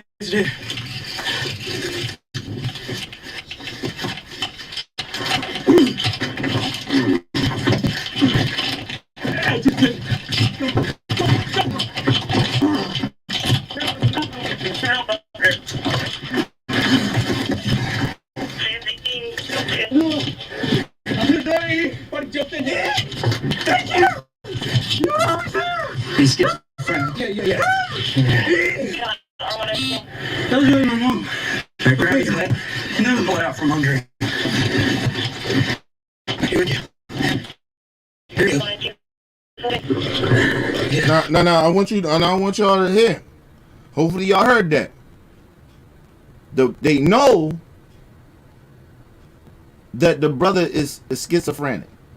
They know he's mentally ill. They know this. They know it.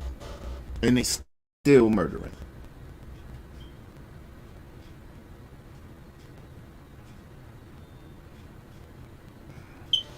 This is how they cheat. This is how they treating our children, man.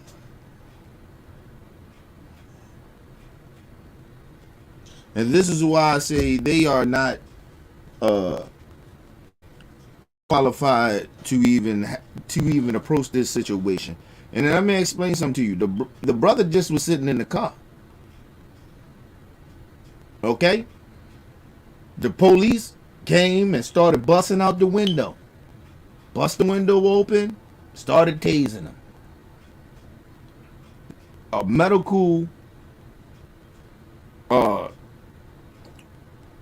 person in they field that deal with mental illness will tell you that that is the wrong approach when you approaching somebody that has schizophrenia. When they're schizophrenic.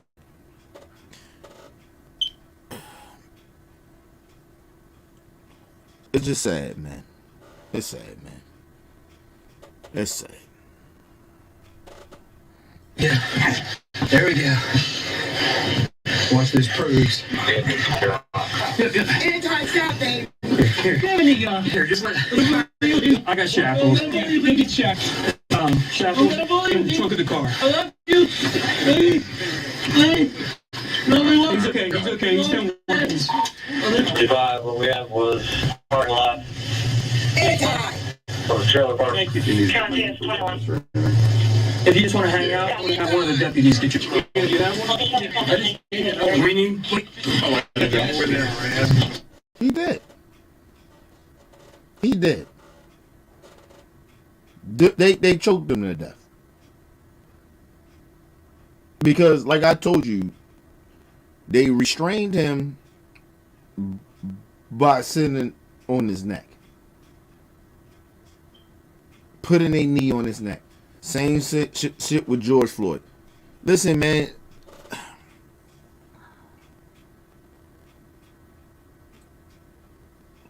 I'm not even that mad at the police. I'm mad because if I'm mad at the police, it's because this is why we say defund the police. Because y'all are not qualified to handle this situation. You probably wouldn't have had to get physical if you had somebody that maybe knew how to talk to the young brother. He's having a mental illness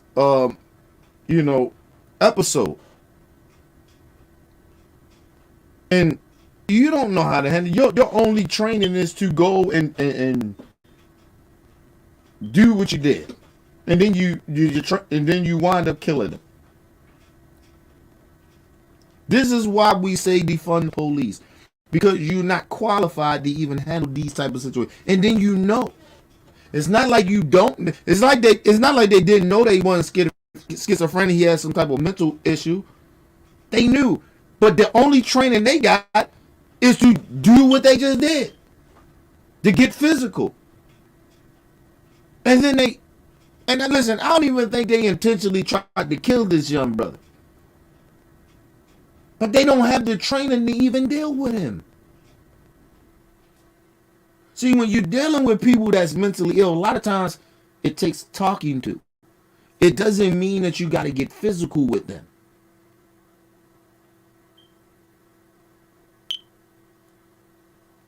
Because a lot of mentally ill people just need you to talk to them so they feel that you understand what type of hits they stay in to calm them down from what they feeling or what they going through in their mind. These motherfucking cops ain't even trained for that. Shit, I mean, parents, regular people ain't even trained for that. So how the fuck these cops come in and do what?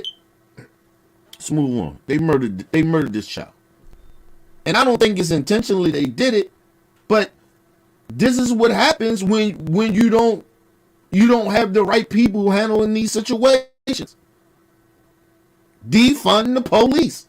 This is an exact example of what defunding the police is.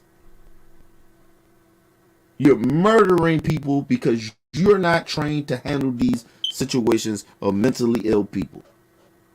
You wind up murdering them. And not intentionally a lot of the times. Sometimes I would kind of believe that this maybe might be a mistake, but I could be wrong. But let's get into it. This is one of the ones that we hear. This story happened a few years ago. There's now an update. That young man died from being strangled. He was hospitalized days earlier for a mental health issue. The officers seem to be aware that he had a mental health condition.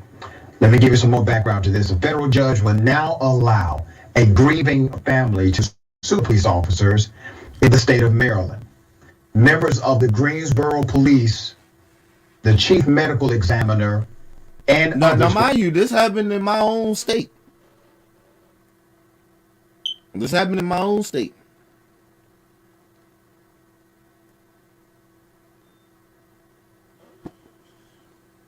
Mental illness. People being mentally ill. It's different, man, and you gotta be trained to deal with people that have mental illness. That's like somebody that has dementia. You gotta get trained a little bit from doctors and shit.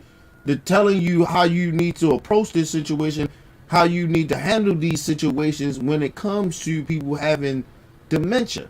This ain't no shit that you just, oh, I'm the police. I get a no.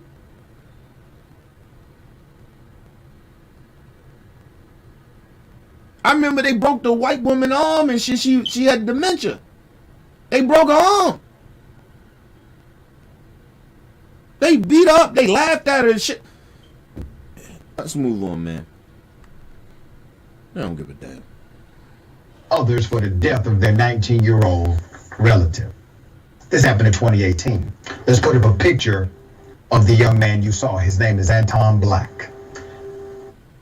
Mr. Black was 19 years old. He died from strangulation. This is a baby. And I need people to understand this is a baby, 19. This is a baby.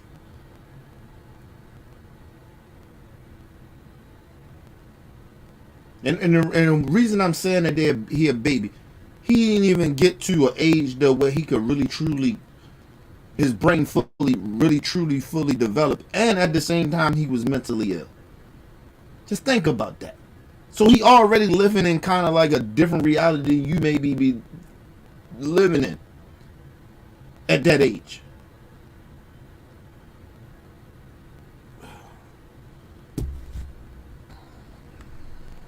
Strangulation. The police killed him. Relatives sued 3 police officers who in 2018 tried to arrest Black in his hometown of Greensboro. Let's put up a picture of 2 of those cops. Former Greensboro police officer. Now, you know, my bad. And you know the bad part about that is they called the police because they had no other resources, most likely. We gotta care about our mentally ill people, man. It's like, you know, caring about our elders, our elders, the elderly. Like, we gotta care about them. It's like when the soldiers come home and they fucked up and nobody, you know, they wind up going to be homeless, a lot of them. They go fight for the country and shit. They come home and they fucked up. Mentally ill, they fucked up. Excuse me. People think a lot of times mentally illness come from, you know, being born with being mentally ill or having some type of disability. No, a lot of times people, you go to war, you can have, like, you grow up in the hood, you can be mentally ill, fucked up. And a lot of Black people are fucked up from the tragic shit that we experience in our hood. I know this for a fact.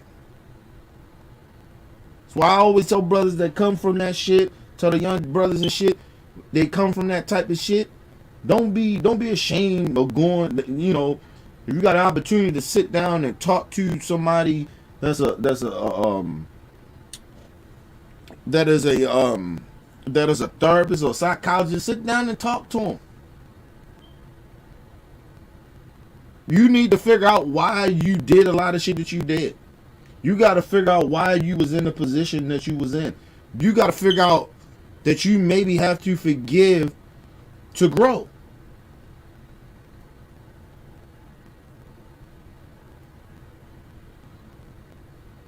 If you are mentally fucked up sometimes, it's not a weakness. You've been through some tragic shit in your life and you fucked up mentally.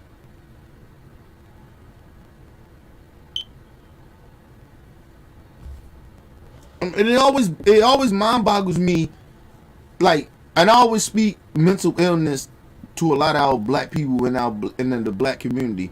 We've been mentally fucked up,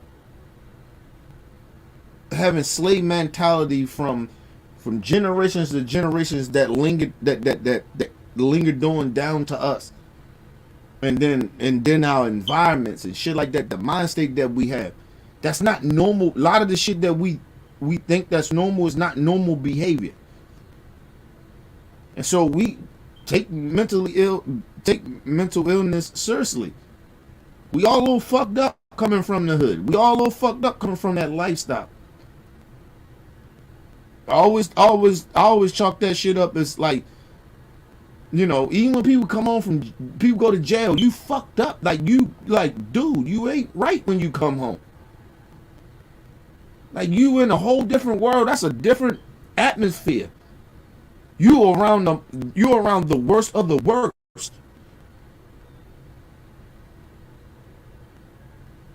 You living in the reality of fuck shit or violence and mental illness, rape, murder, anything that's going on. All these people, you around this shit. Come home, get your mind right. Show a motherfucking therapist. Don't be too proud to bail. We don't do that in the black community. Okay, well, look how that's getting. Look how that's turning out. We don't even want to talk about what the fuck we dealt with. And then we wonder why we keep making these same mistakes, or we keep pushing this shit onto our children, and now our children making the same mistakes we making. Because we won't deal with our own issues. Or we won't forgive certain people that we just need to forgive. At least, see, forgiveness is about you. It ain't about the other person. It's about you. It's about, if you forgive that person, then you can move the fuck on and live a better life and make sure that your kids and your kids' kids, you're supposed to do better. You're supposed to, you know, like if you had a bad dad or you went through tragic shit in your life, you make sure your kids don't go through that. You protect your kids and your grandkids and their kids from that shit. You make sure they look at life a little differently. Yeah, my grandfather, my father, he went through some real fucked up shit, but he made sure I was good though, so I wouldn't have to live that lifestyle or go through all that mental struggle, that mentally, fucking my head up. You know what I mean? I had to go through that, but my dad or my mom or whoever it was to let me know, like, hey, don't take life for granted. Make sure you take care of people that are less fortunate than you. Just make sure you care about others. It ain't just about you. Because a lot of times when you going through a lot of shit in your life and people mistreated you, they basically only gave a fuck about themselves. That's why they hurt you. But you teach your kids not to think that way, not to move that way in life. Listen, people, mental illness is real, people. Mental illness is real.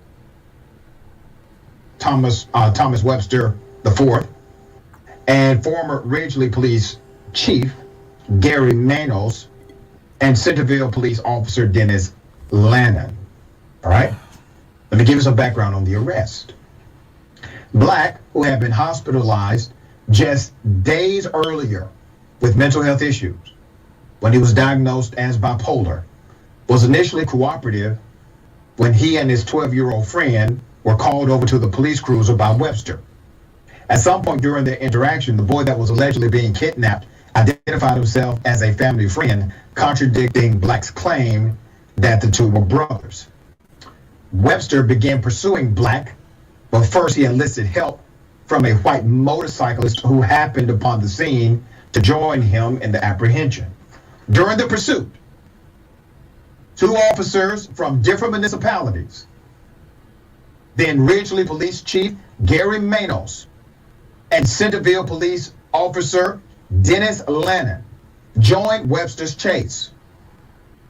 Black ran to his family's trailer and proceeded to get into a car in front of it and locked himself in. He was afraid. Webster took his baton and smashed in the window of the car. After opening the window, he used his stun gun to mind you, before all this is happening, he knows that this kid is not right mentally too. So you don't go to it as aggressive. He's running from you. It's not like he's attacking you. And I told you, a lot of people that's mentally ill don't really. It's very rare that they own some violent shit. It's very rare. It's a very rare thing if they mentally ill. Mentally ill people usually run away. They usually are scared of you.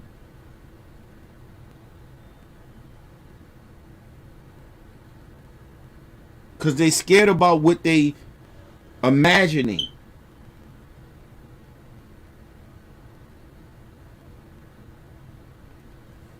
And they still approach the situation wrong.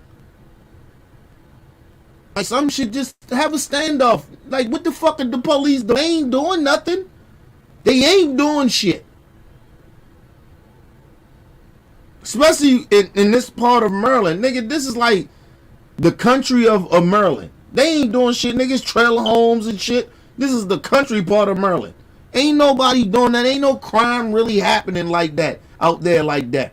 So the police chief, like, ain't nothing happening out there, nigga. They ain't even got that many deputies like that, nigga, out there. Nigga, they ain't even got that many cops out there in that part of Maryland. Like, just have a standoff. Like, nobody in the car. He ran to a car. He can't hurt nobody but himself. I can see if somebody else was in the vehicle, but he ran away and he went away. Like, have a standoff. Like, what the fuck?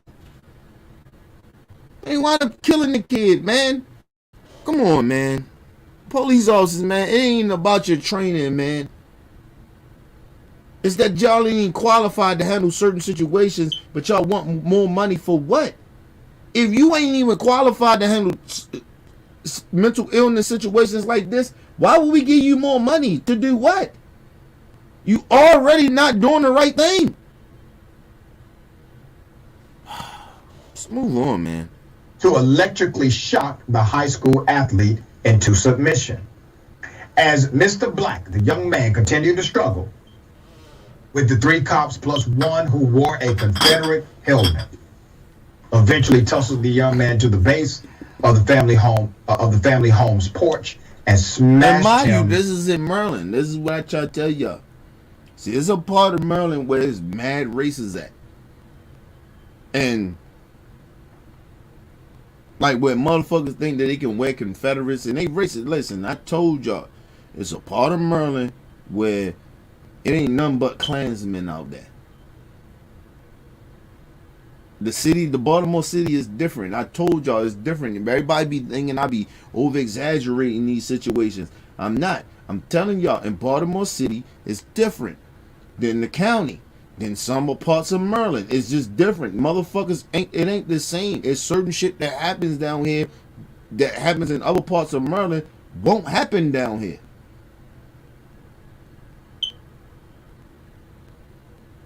Nigga, listen, in Baltimore City, I did a story a while ago. They do they send the black cops.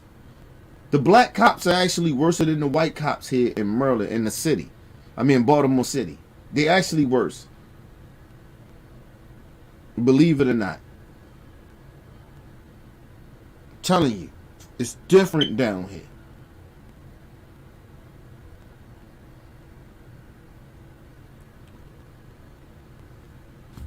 They different. But I told you, a lot of those black cops, they got connections. When the dude kept talking about, I know people around here, they do got connections in the street because a lot of their family members probably living around in the community. Their family members probably some drug dealers, some dope dealers or some shit like that. You know what I mean? They're part of the street shit. That's why they get so corrupt. That's why they think that they can just, because listen, a lot of the times, their own family members call them sellouts. So a lot of the times they be trying to show how down they are, how gangster they are. The black cops. I let y'all hear this a while ago about those type of black cops. Listen, people, ain't nobody in Baltimore City is trying to aspire to be a police officer. Not black people, not in black Baltimore City. A lot of those dudes come from the county. And if they probably got family members that live in Baltimore City, but they not from here. They not from the city. The city is different than the county, than Anne Arundel County and shit like that. It's different, bro. And then it's a part of Maryland where there ain't nothing but racist people. I told y'all when the Black Lives Matter shit happened, when the Freddie Gray shit happened, and they was out protesting and shit. Those motherfuckers that comes to because the Oreo Stadium and the Ravens Stadium is in the city. It's in Baltimore City. It's in the city. It's down in the harbor. That's right where we are. It's shit, you go a couple of blocks up, nigga, it ain't nothing but hood. It ain't nothing but some projects. When we motherfuckers got the marching, and those white people that and mind you, they made it very, very easy for those white people to get the fuck out of here too, because they ain't from the city. Right? It's a light rail thing. Right? It's a light rail. And they can get on the light rail soon. Like the light rail is right in front of the fucking Raven Stadium, is right in front of the Oreo Stadium. So they was talking all that gangster shit and they was about it. Right? Until they started getting their ass whipped. And then they jumped their ass back on the light rail. And they ain't roll the fuck out. They ain't from here. They ain't from the city. They far from the city. They like tourists. They not from the city. Cause where they live at ain't shit popping out there. Ain't nothing popping out there. Listen, I always tell people, ain't nothing really popping in Maryland like that. It ain't a whole bunch of shit going on in Maryland. Ain't no place you go in Maryland like that to do certain shit. It's just normal, routine shit. But ain't nothing popping here. So you see white people down at the harbor and shit, they ain't from here. It's a certain part of in Maryland, in Baltimore City, where it's some white folks that live, but they live down in the harbor. It's a white area. Ain't no black people live there like that. It's very protected. Black people rarely go through there. You don't see black people there. But you go about 3, 4, 5 blocks up, it ain't nothing but the hood, and they don't go past that. It's very segregated here. And I keep telling people that it's not like people think I be over there. It's not. Listen, man, listen. This shit have been out in Maryland somewhere, and I know exactly where this is at, but this ain't nothing but racist people out there. Motherfuckers wearing racist helmets. Come on, bro. Nazi helmets. Come on, man. Fuck out of here, man. Couldn't wear that shit in the city. We'll beat the fuck out you. We'll fuck you, the police or not. We'll fuck you up. That just is what it is. And I ain't condoning violence. I'm just telling you what it would be. They couldn't roll around like that. No, shit, the fucking police here, we already know they ain't shit. So, they ain't even got to they ain't got to wear the Nazi shit. But out there, they can do that shit. Far out in Maryland, it's a little far out. Him with their collective body weight for 6 minutes. And several more minutes after the teen had been handcuffed, he was subdued. He could go nowhere. Hill choked him. The man with the old Dixie on his head held Black's face to the floor and fixed his legs back towards the sky as his mother watched. Janelle Black says the memory of her son being killed in front of her on her own property haunts her to this day. The suit alleges Black's death could have been prevented at multiple points and claims it was covered up by the police. 3 small towns and a state medical examiner's office. On January 19th, Blake declined to throw out the lawsuit's claims that police used excessive force. So that means the family is free now to actually sue. No qualified immunity here. That means a judge has found what these officers did. There's enough evidence here to say they were acting outside of their scope of duty. Because now, mind you, and I apologize. Let me go back and apologize because I said some shit that was wrong. They didn't call the police. Actually, he was out and about, and you know, a situation happened where he was with a friend of his, and the friend said, you know, because he was probably having an episode, and the friend probably thought they, you know, felt like he kidnapped them, and it was just some shit like that happened. So I apologize to the family because the family did not call the police. But just imagine that.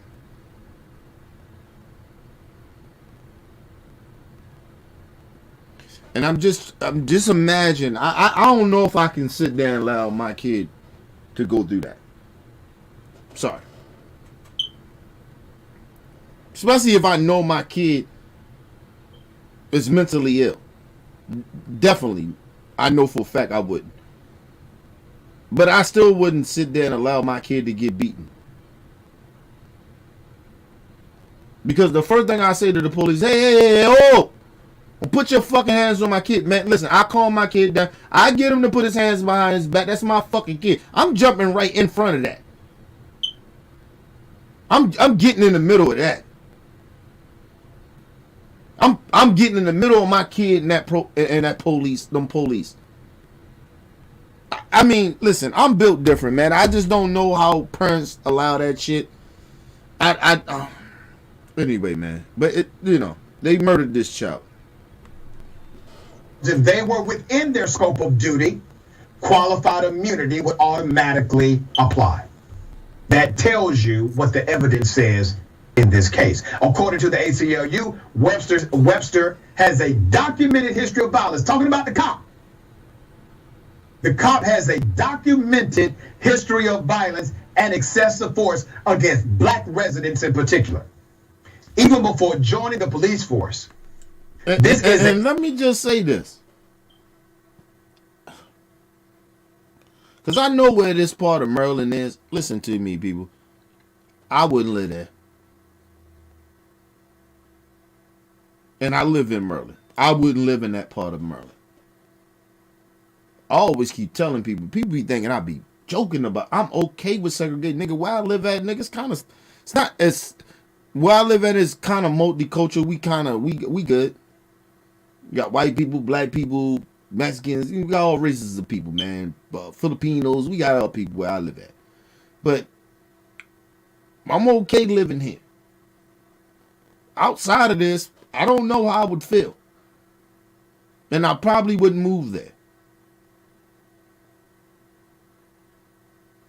And I always tell people, I like to be close to the hood. Because when some shit pop off, nigga, I know I'm with my peoples. I'm riding with them. That's just how I am.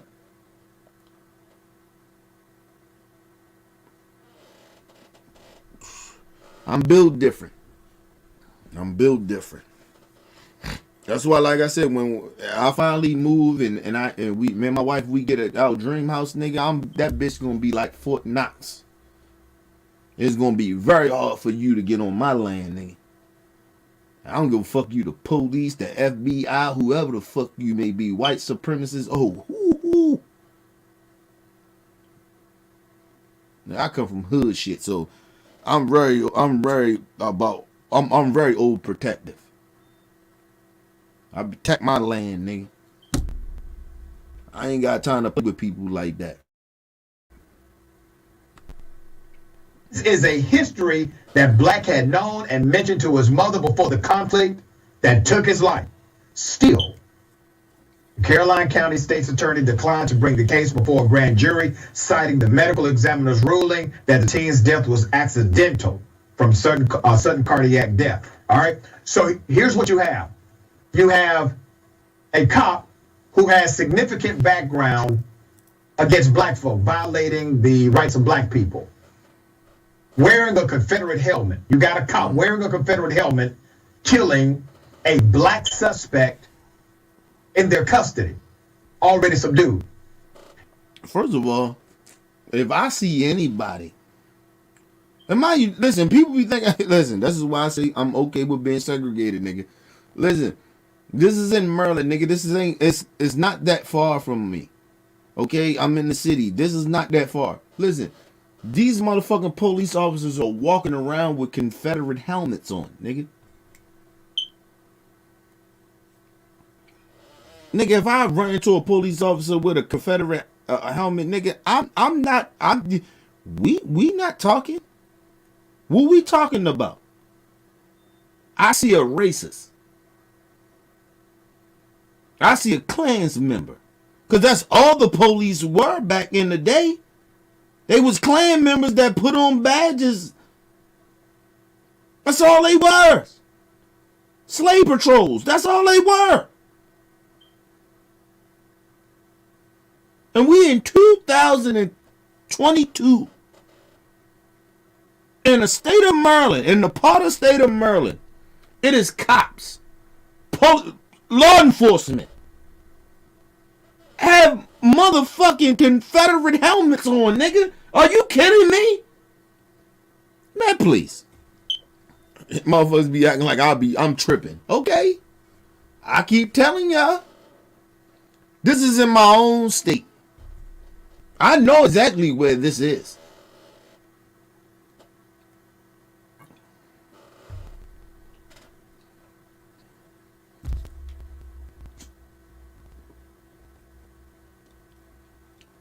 I know exactly where this is. It's almost like a rural part of Maryland where none but white people are. You know, here and there you got some black people or whatever, but it's very racist out there. Very racist. The police is very racist. I know about the police officers that was wearing Confederate hats and shit. I mean, you know, symbols on their helmets and shit. On they, you know, I guess they hats or whatever, right? Know about that. Don't go there. Don't go there at all.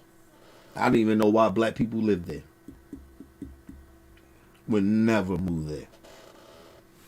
Ever. And that's in my own state. And motherfuckers acting like we tripping.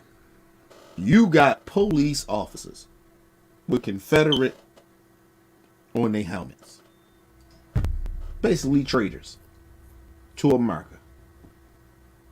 And you want me to respect police? Okay. Let's move on. You then have a prosecutor who's unwilling to prosecute, citing the cover-up from the medical examiner. The medical examiner knew that if I say it's accidental, they will likely not be able to prosecute these cops who are connected to 3 different jurisdictions. This was a multi-jurisdiction. You had multiple jurisdictions involved in the death of this one child. Ms. Dahl, as an attorney, you know the significance of a judge saying, I am going to set qualified immunity aside. You can go after these cops. What are your thoughts here? Yeah, I think they've done a very strong case. And also civil damages, what they're pursuing there has a lower standard. Now I want y'all to understand something too as well. Is that it's almost like the Ahmaud Arbery shit. That's why I said this shit can happen anywhere. Okay? In your states or wherever. Because motherfuckers acting like, oh, it can't happen. Yeah, it can. This is in Maryland, bro. Listen. These motherfuckers are conspiring together of trying to cover up some shit.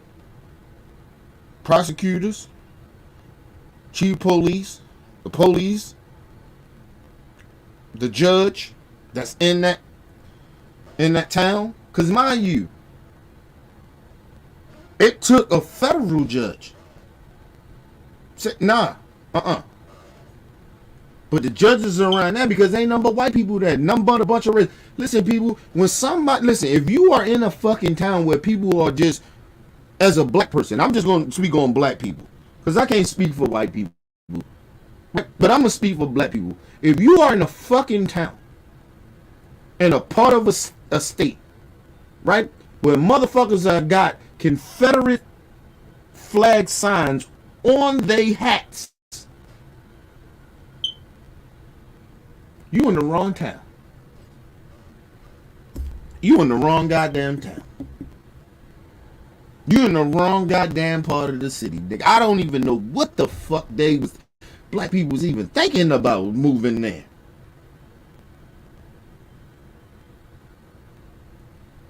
The police got the motherfucking slave symbol on their hat, on their hats, letting you know we racist. I don't know what to tell you. I don't know what to tell you. You got to be fucking kidding me, man.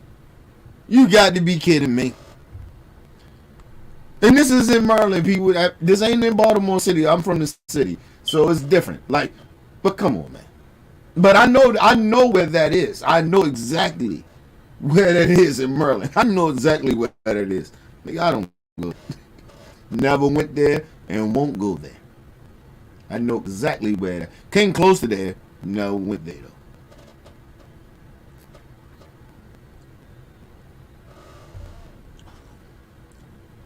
Fuck out of here. There's certain parts of Harford County, nigga, that I won't go to. Not because I'm scared. Why would I go to danger? Like, it ain't nothing about being scared, nigga. Who runs the danger? Nigga, I'm a street nigga, man. You don't run the danger. Nigga, you don't run the danger. Nigga, I lived 40-something years to be 41, God willing. I'll be 41 years in a couple of months. Nigga, I didn't live this long to be stupid. Got nothing to do with fear.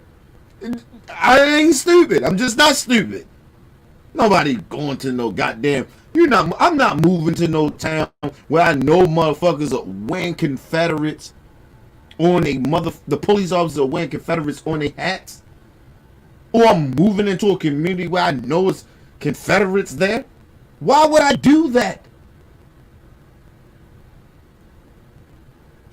Nigga, I was upset that I went a little bit where I drive sometimes to go to work. I seen the Trump flag. What the fuck? That's like a Confederate flag to me. It ain't a lie. Ain't nobody gonna be out there having a whole bunch of Trump flags and shit. I'm telling you that now. But one motherfucker, but ain't nobody fucking with him. Nigga, you a racist? Stay over there. You the only motherfucker on the block with a racist Trump flag. Ain't nobody gonna fuck with him. Long as they don't come out talking shit. We outnumber them here. We outnumber the racists here. We don't give a fuck. You keep a couple of racist head nigga. Listen, I tell people, mind your business. Listen, let me be racist, nigga. You a church, fuck you. Yo, fuck, we ain't got to talk. You ain't got to be my friend, got nothing. But you won't disrespect me. You won't talk shit to me. You won't roll up on me. Because I won't do it to you. Just mind your business. Do you. Be a Trump supporter. Wave your little dumbass flag over there. Go ahead. But we outnumber them here. So we don't give a fuck.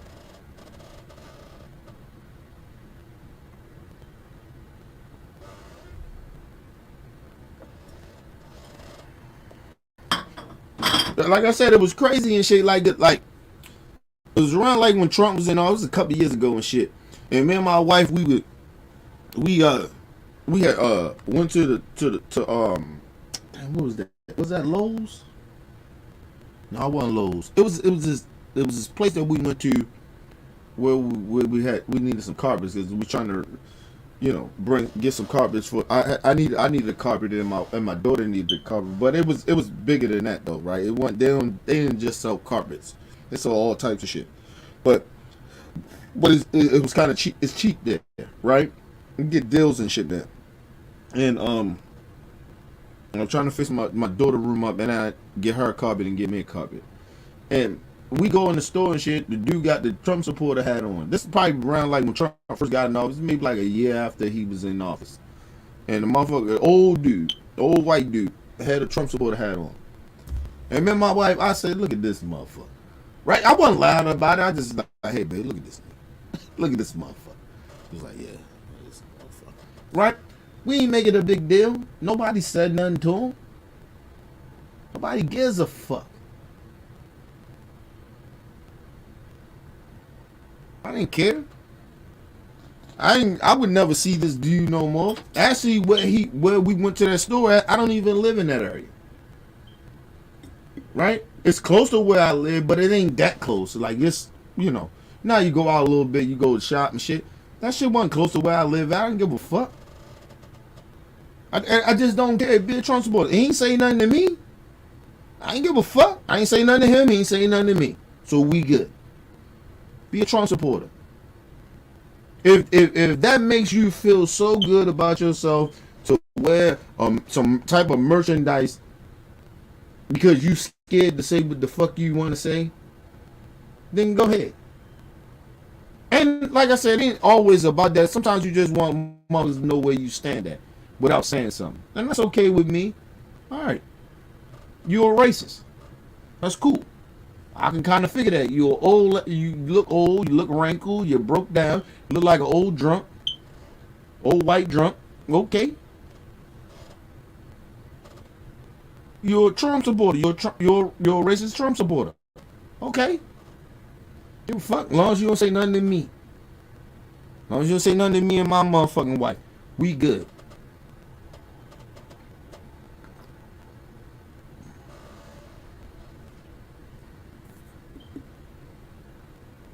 Let people be, man. We can shop and we can do whatever as long as you don't say nothing to me.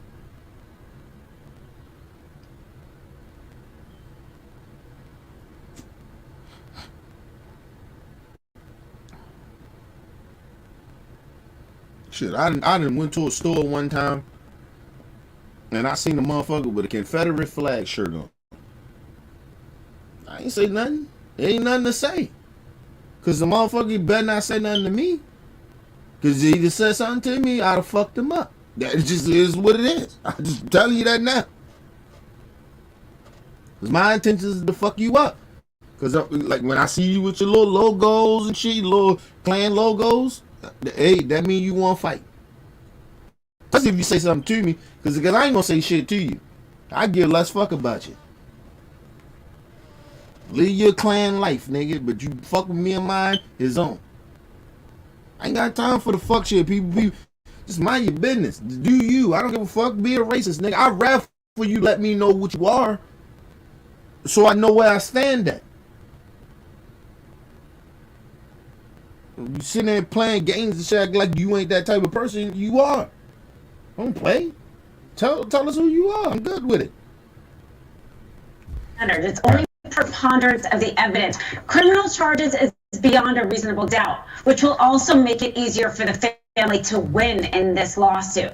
Now, it's interesting, the medical examiner who said that it was accidental testified as a medical expert in the Chauvin case on behalf of Derek Chauvin. And after that, there is this push to re-examine the cases where he was the medical examiner. So it's possible they might end up bringing charges against these police officers if they take a second look and realize that he was not accurate in his findings, and hopefully that will help the family to maybe uncover more evidence as that investigation moves forward. But why were they even trying to arrest him? It's not even clear there was a crime being committed here. And did nobody on their force have any kind of training with mental health issues? Sorry, man. Nobody, listen, we don't have that. That's why we say defund the police. And she's a very, very intelligent woman. But, man, we don't have that. We don't have people on standby for these type of situations. That's why we say defund the police. so we can have these type of people. Okay, and what we mean by that, all that money we keep bringing in billions of dollars every millions and billions of dollars every year. Well, millions, I say millions of dollars. Well, billions of dollars around the country as far as police departments. Billions of dollars that we keep giving these departments. We need to take some of that money and give it to people that actually got the experience to handle these situations. That's what we talking about when we say defund the police. That's all we talking about. Because they not qualified. They proving it to you. They on camera showing you, proving it. They're not qualified.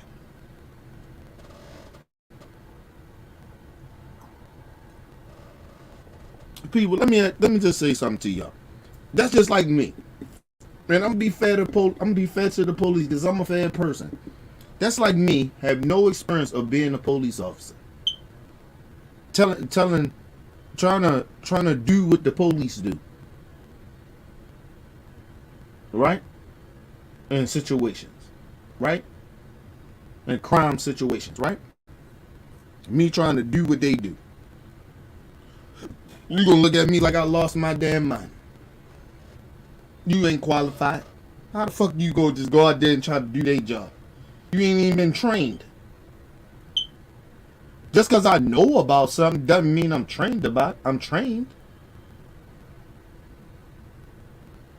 Because I always tell people, training is one thing.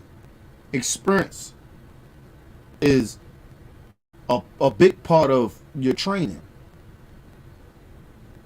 That's like me, if I go to an occupation where motherfuckers, I'm a delivery driver, right? My first day on the job, I'm going to be a little off because I don't know nothing. I'm only what they train me to do. Okay, that's fine. But I'm only going to go by the training. But sometimes if you're not in the field, you're not feeling the people, you're not feeling the route. You don't know how these routes going to be. Right? Because, physically experience of not just experience of just doing normal shit. Sometimes you just don't know if just having training. Training is not enough. You gotta be involved. Like you're training. You're not gonna be good at a job because they trained you to do it. Some people are quick learners, but that doesn't mean that they good. They good. And it's very rare that people are quick learners to shit. But that doesn't mean they got the experience to do it. Because they're a quick learner. So what?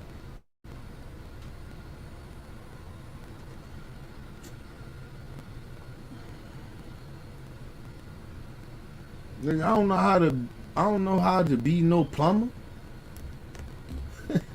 Get what I'm saying? I don't know how to put in no roof. Like I'm talking about like the inside, like your inside house. I don't know how to do none of that shit. My uncle was very good at God rest my Uncle Pete. So he was good at that, man. I miss my Uncle Pete, man. He had cancer and he died. That's what I tell y'all, man. If I tell y'all about people I lost, man, it'll fuck y'all up, man. Listen, but I say this because I want to say this about my Uncle Pete. Because I was thinking about him the other day and shit. My Uncle Pete and shit that helped me, taught me about roofing and all that shit. He was one of my uncles that taught me about roofing. And we didn't know he was sick. And he had cancer. And he's like, my Uncle Pete was like, fuck that shit. You know what I mean? He kept smoking and shit. He didn't give a fuck because he knew he was gonna die.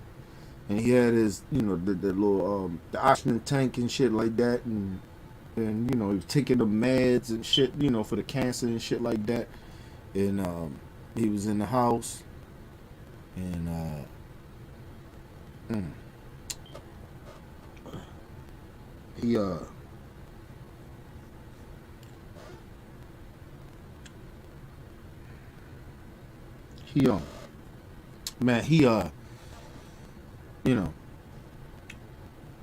he wound up setting the house on fire.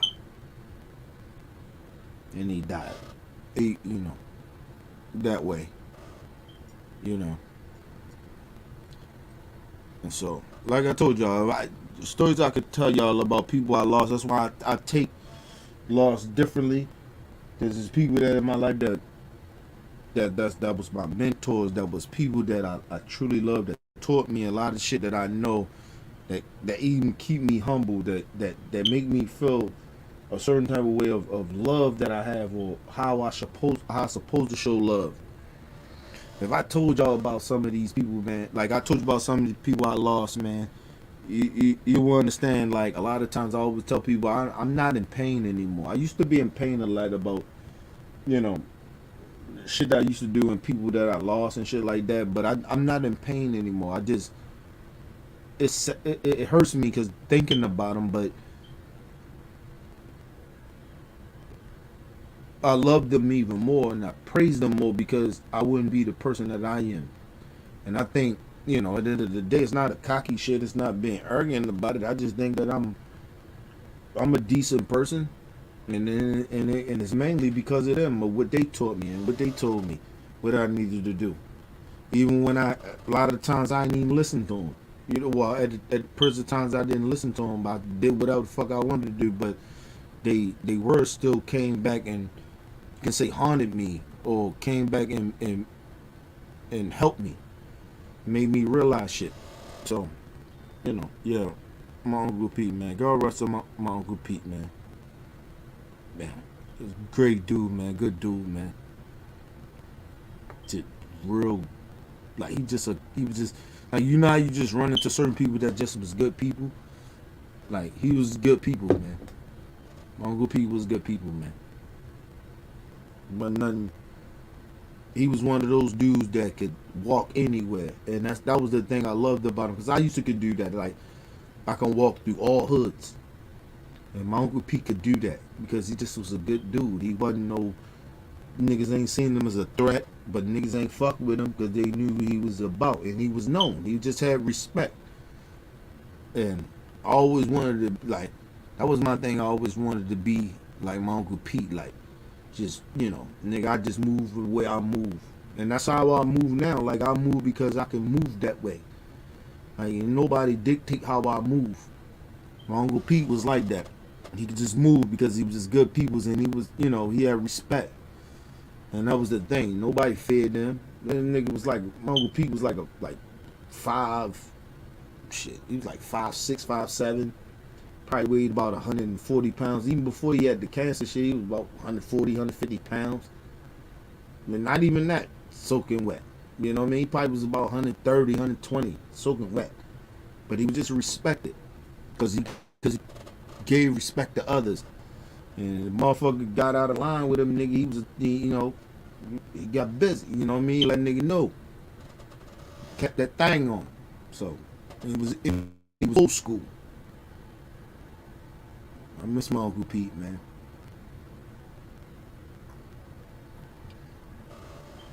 Like, it's sad. Like, for me, a lot of times I think about shit that happened, like my life and shit, and I'm good where I'm at, right? I wish I can experience those things with those type of people that help me get to where I'm at, and they gone, and that's what fucked me up a little bit. That's what make me emotional, because I it's like I wish they was here to experience the shit, because I know how hard they fought for me to kind of be where I'm at, mentally and emotionally.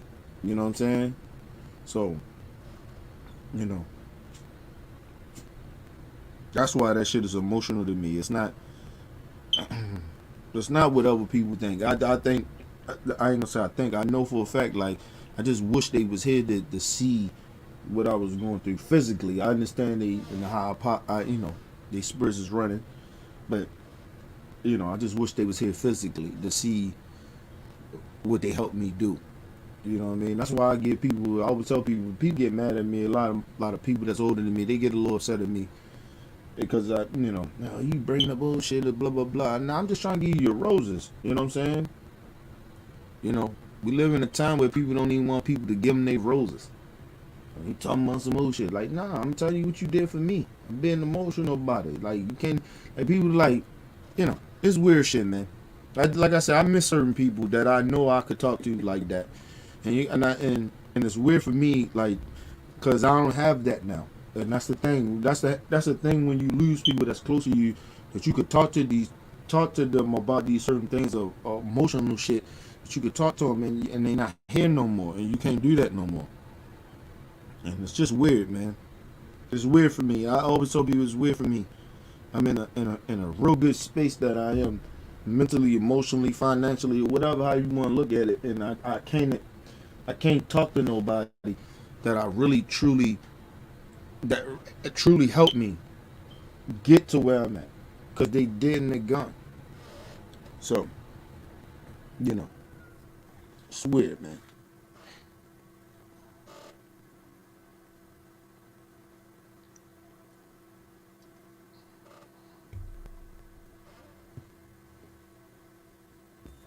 Anyway, people, got a little deep tonight at the end. Apologize to everybody, but you know, I really don't apologize about it, but you know, deep about it, and it is what it is, people.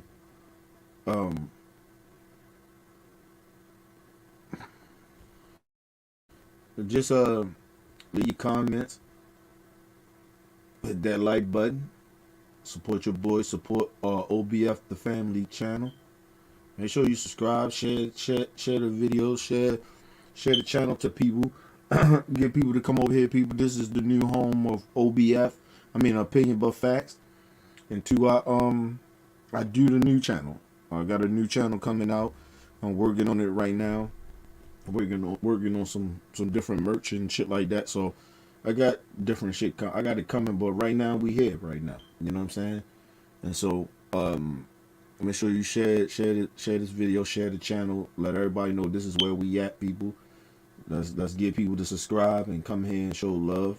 You know what I mean? Like they did with OBF. I mean, Opinion But Facts. But we here at OBF the Family, and we should have been trying to push this shit up, but you know that's a whole nother story. But make sure you guys, we highly appreciate if you guys donate to the channel. Go to OBF The Real and donate to the channel. Donate what you can, people. It ain't no thing. If you can. If you can't, you can't. That's all good. If you want to, you want to. If you don't, you don't. And that's fine. You know what I mean? No big thing like that, people. Like I always tell people, the shit that you see in my studio or what I do, I build myself. I spend my own money. So it's not like y'all money goes to this shit.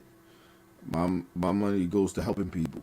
You know what I'm saying? And we got plenty of other things. Like I got shit that where we gonna surprise people of shit that's showing what we do, how the money that people been donating to the channel, where it goes at. So I got some shit I want to do, but we been just on some crazy shit this year, last year and a half. So we good, people. It's time for a new change. We trying to do a new change, and it's coming, and I'm showing you that it's coming. If you look at the studio different, and the studio ain't even fully done yet. So just waiting on some shit to get delivered, but it is what it is. Leave comments, hit the like button, support your boy. It's your boy Kenny, man. Peace and love to the world, and make sure you guys subscribe to this channel, people. OBF the Family channel. Subscribe. Peace and love. Hey, it's Shay. I've been deemed the mother of OBF, which means I care for this channel. I care for each and every member of this channel. I've been kicking it with OBF for more than 6 years, which means I'm not new to this shit. I'm true to it. I believe in the intent of this channel. I believe in the mission, which is to inform, to educate, to notify, and to discuss. Here, we talk about everything, the latest and the greatest. You're going to get our opinions. You're going to get the facts raw and uncut, straight up real, 100%.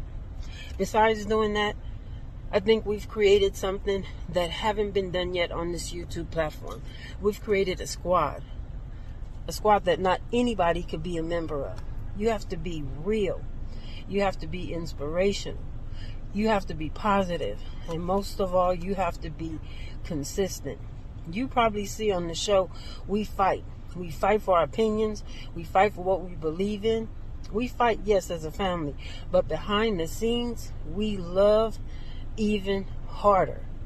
Here at OBF The Squad, we are not kinfolk. We are straight up family. And I'm proud to be a member. Shay out.